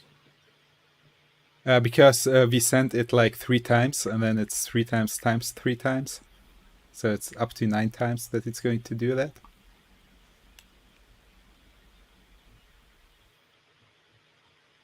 I see. That kind of makes sense. Okay, let's see. What do we do here? So what I would do now is pick up the response to message thing and put it at the end there. So if we, instead of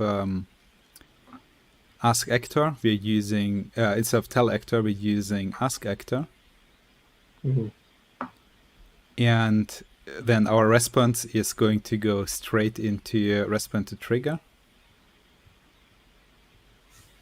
That makes sense.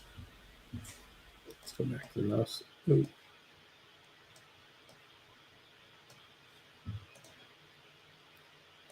Let's move this out of the way.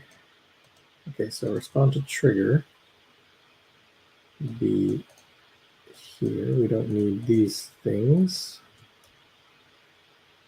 Okay, well, we can just make that again. Respond to trigger is here. Yeah, let's get rid of the tell actor. And tell, get rid we of. can even kind of get rid of the complex message setting because we only need the message text. One sec. I want to get rid of this triple thing. Let's. Okay, yeah, we don't need to go into here. Let's go back to our circuits. Let's try to immediately respond to it with typing, like literally the text typing.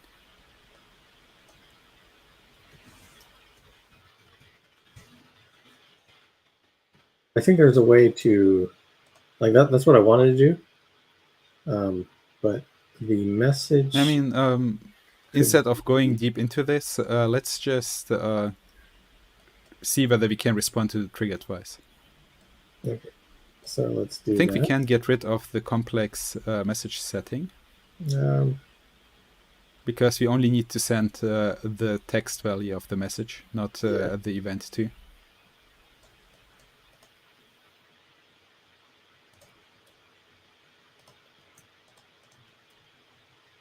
Okay.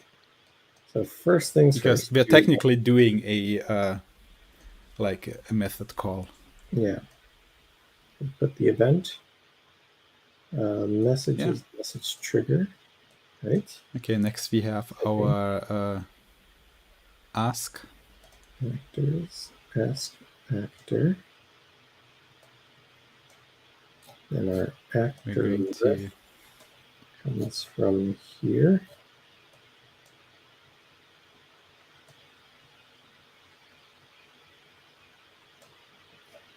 Okay. The message is the same one that we got here. And its response, we connect again to a response trigger that's using the same evented message trigger. Slack. Respond to trigger. Okay, so I'll do this next. Response. The message triggers this thing. The event is this thing. Okay, there we go. Okay, now we can go to our actor. And then and we can get rid of the unpacking of our complex message. Yes, I almost forgot that. Also get rid of the unnecessary literal strings. Now we have the message there, and we have a respond. Did I misspell that again? Let's see. Component. To actor.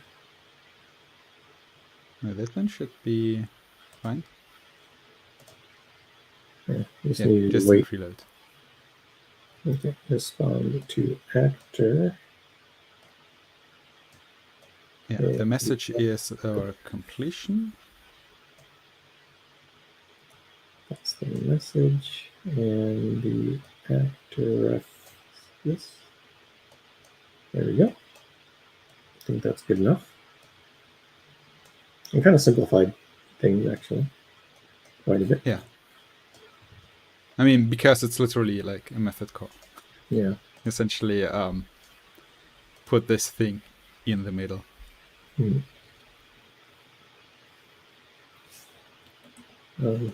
Then here, I go. Okay, ask for a joke in the style of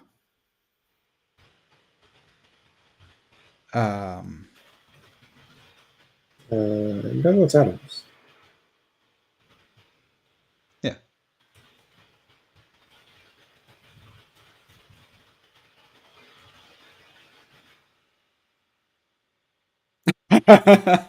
Okay. Cool. Define actor object has no attribute on message. That's interesting. That's the first time that's happened. Also, why did that end up in the answer?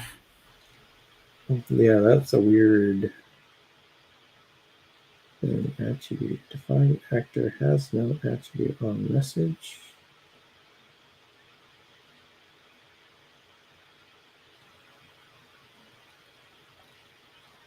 This was done. Can you?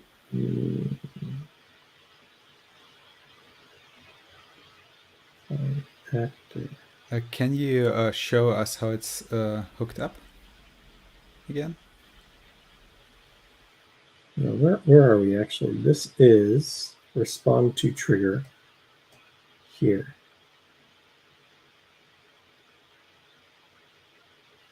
Or yeah, here. so it's it is going to ask actor.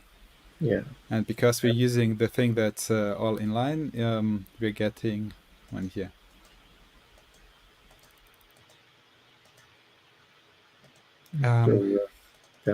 Can you show us how things are hooked up? I think it's maybe backwards that we forgot to connect something. Yeah, we did not connect the on message connection.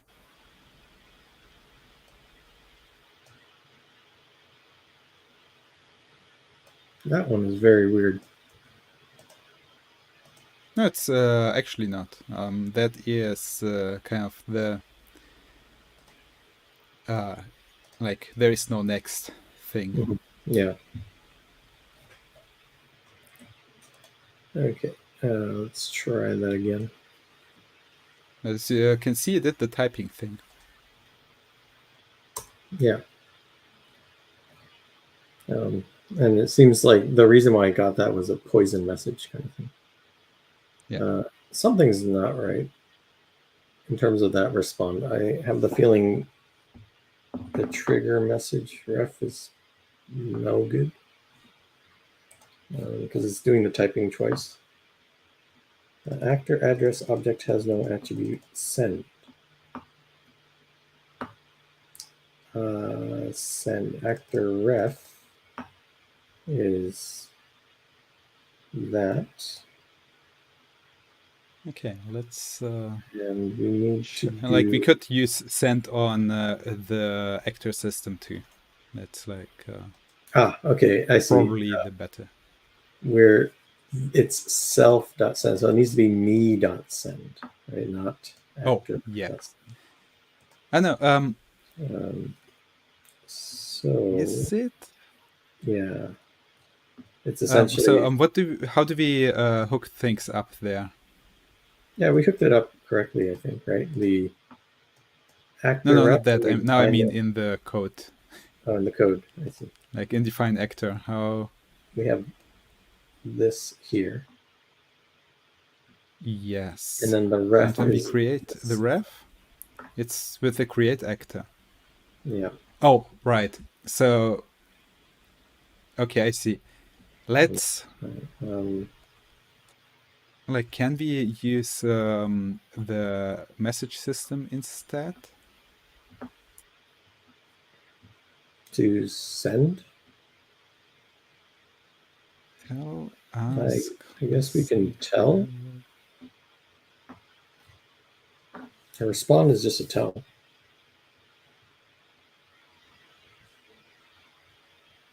Yeah, is it going to be just a tell? Or is there something on self-send? I doubt it. I'm going to go with it's probably tell. This method is used to send a message from the current actor to another actor as identified by target address. Message can be anything. Although most implementations will require that the message can be pickled. There's no guarantee to the there is no response to the send, and the message is delivered to the target asynchronously. There is no guarantee that the target has received the message by the time the send method returns. So that sounds a lot like it's just a tell. Mm.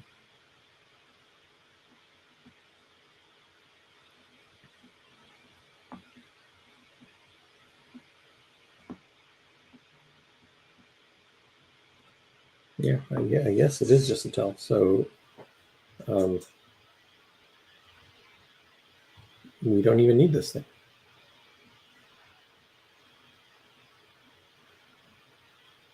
In theory. Probably not. Let's see what the tell does. So let's do that again. Actors, tell. Now if I tell the sender, right? Shift mouse. And the completion is that.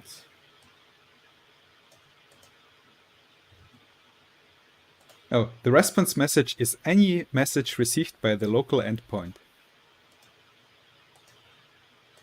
So yeah, that should literally work with just tell actor. Mm-hmm. I mean, it's nice to get the poison message as an answer. Yeah.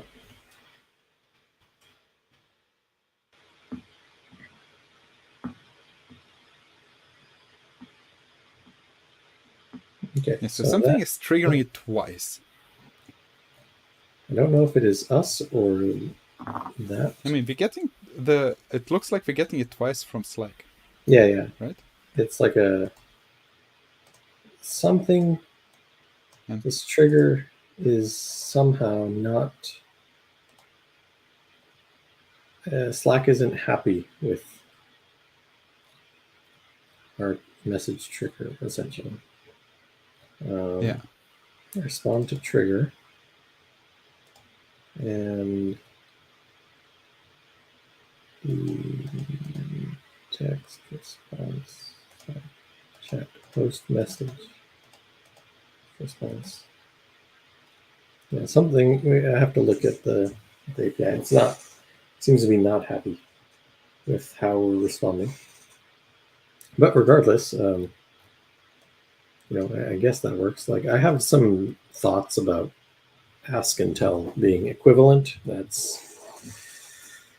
mean, ask is It's just a pattern, like, right? yeah, Yeah. like ask allows you to talk to an actor and Mhm. get an answer directly.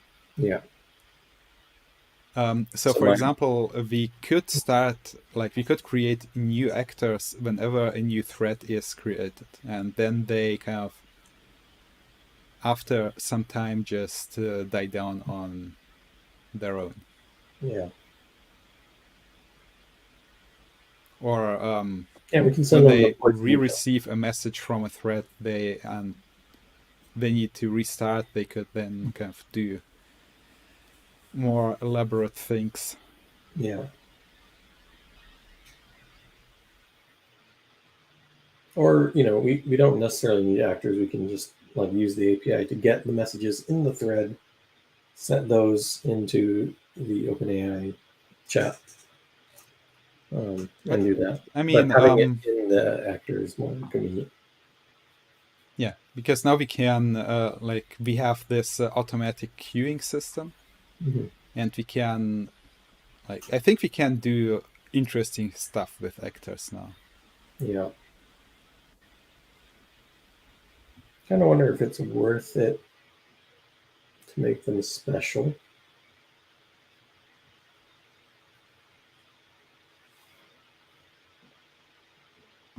Might.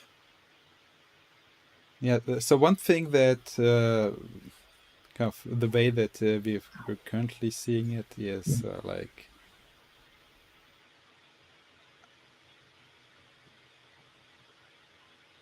having to connect it to the actor system is a little bit annoying, I think, because it adds this connection everywhere. It's not connected. I think being able to access them by name would be Yeah, that could be a thing, interesting. because we do force here that they have a name. They don't necessarily need to have a name. Yeah. And Haven't by checked that having actually access works. by name, we can get rid of a connection to multiple things if we are sending Yeah. them to multiple places. We could give them a message pattern matching thing somehow.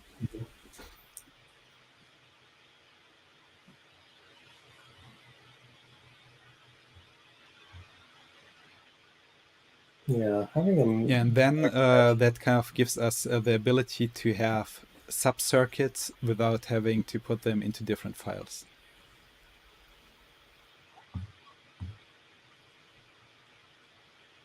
Or something like that. And I Yeah, I think was actually for thinking me of it's... like having making it possible to have an actor definition in a separate circuits file, but that using it wasn't, forking Python or anything like that. It was like it's able to get the actor out of it and then use it in process. I don't know exactly how that would work right now. Um, we kind of define a main, so uh, yeah, we don't know how that would work, but it could be a thing, right? To like have different files, like actor circuits that just define how that actor behaves, and then be able to reference that circuits file um, as an actor would be kind of cool.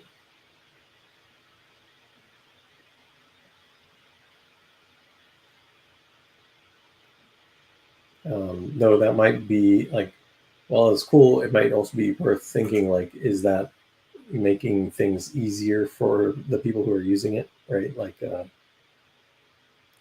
that's something to think about. It is hard to make a very elaborate bot, I would say.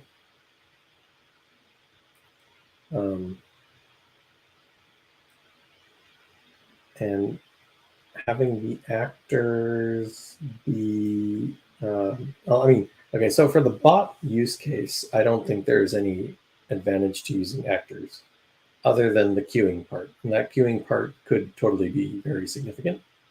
And at the same time, if queuing is the main thing, then just like how I have Jen set up to baby AGI via queue, you could totally do that. You have one bot process connected to a real message queue, and that will queue up the messages and it will respond. And if it dies, you can restart it and it'll start from the beginning. So there are totally reasonable advantages to using a message queue broker to deal with having multiple messages in flight at once. But in the baby AGI sense of having different agents talk to each other asynchronously to work together, that is something that could be really useful to have actors for, I think. Particularly if they're able to kind of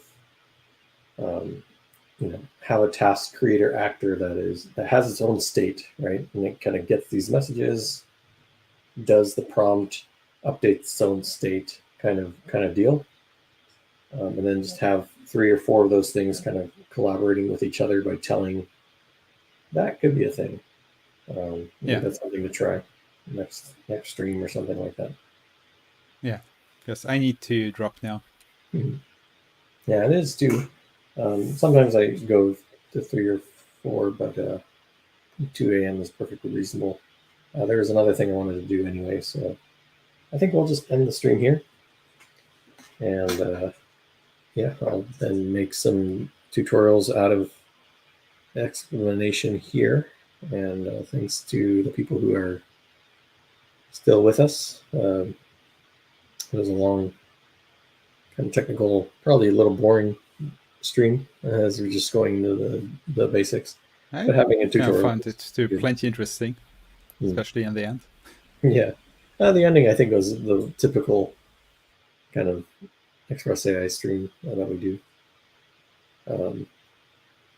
So yeah. Anyway, so I think we'll call it a day for now, and I'll see everyone next week. Yeah. See you then. Bye bye. Talk later.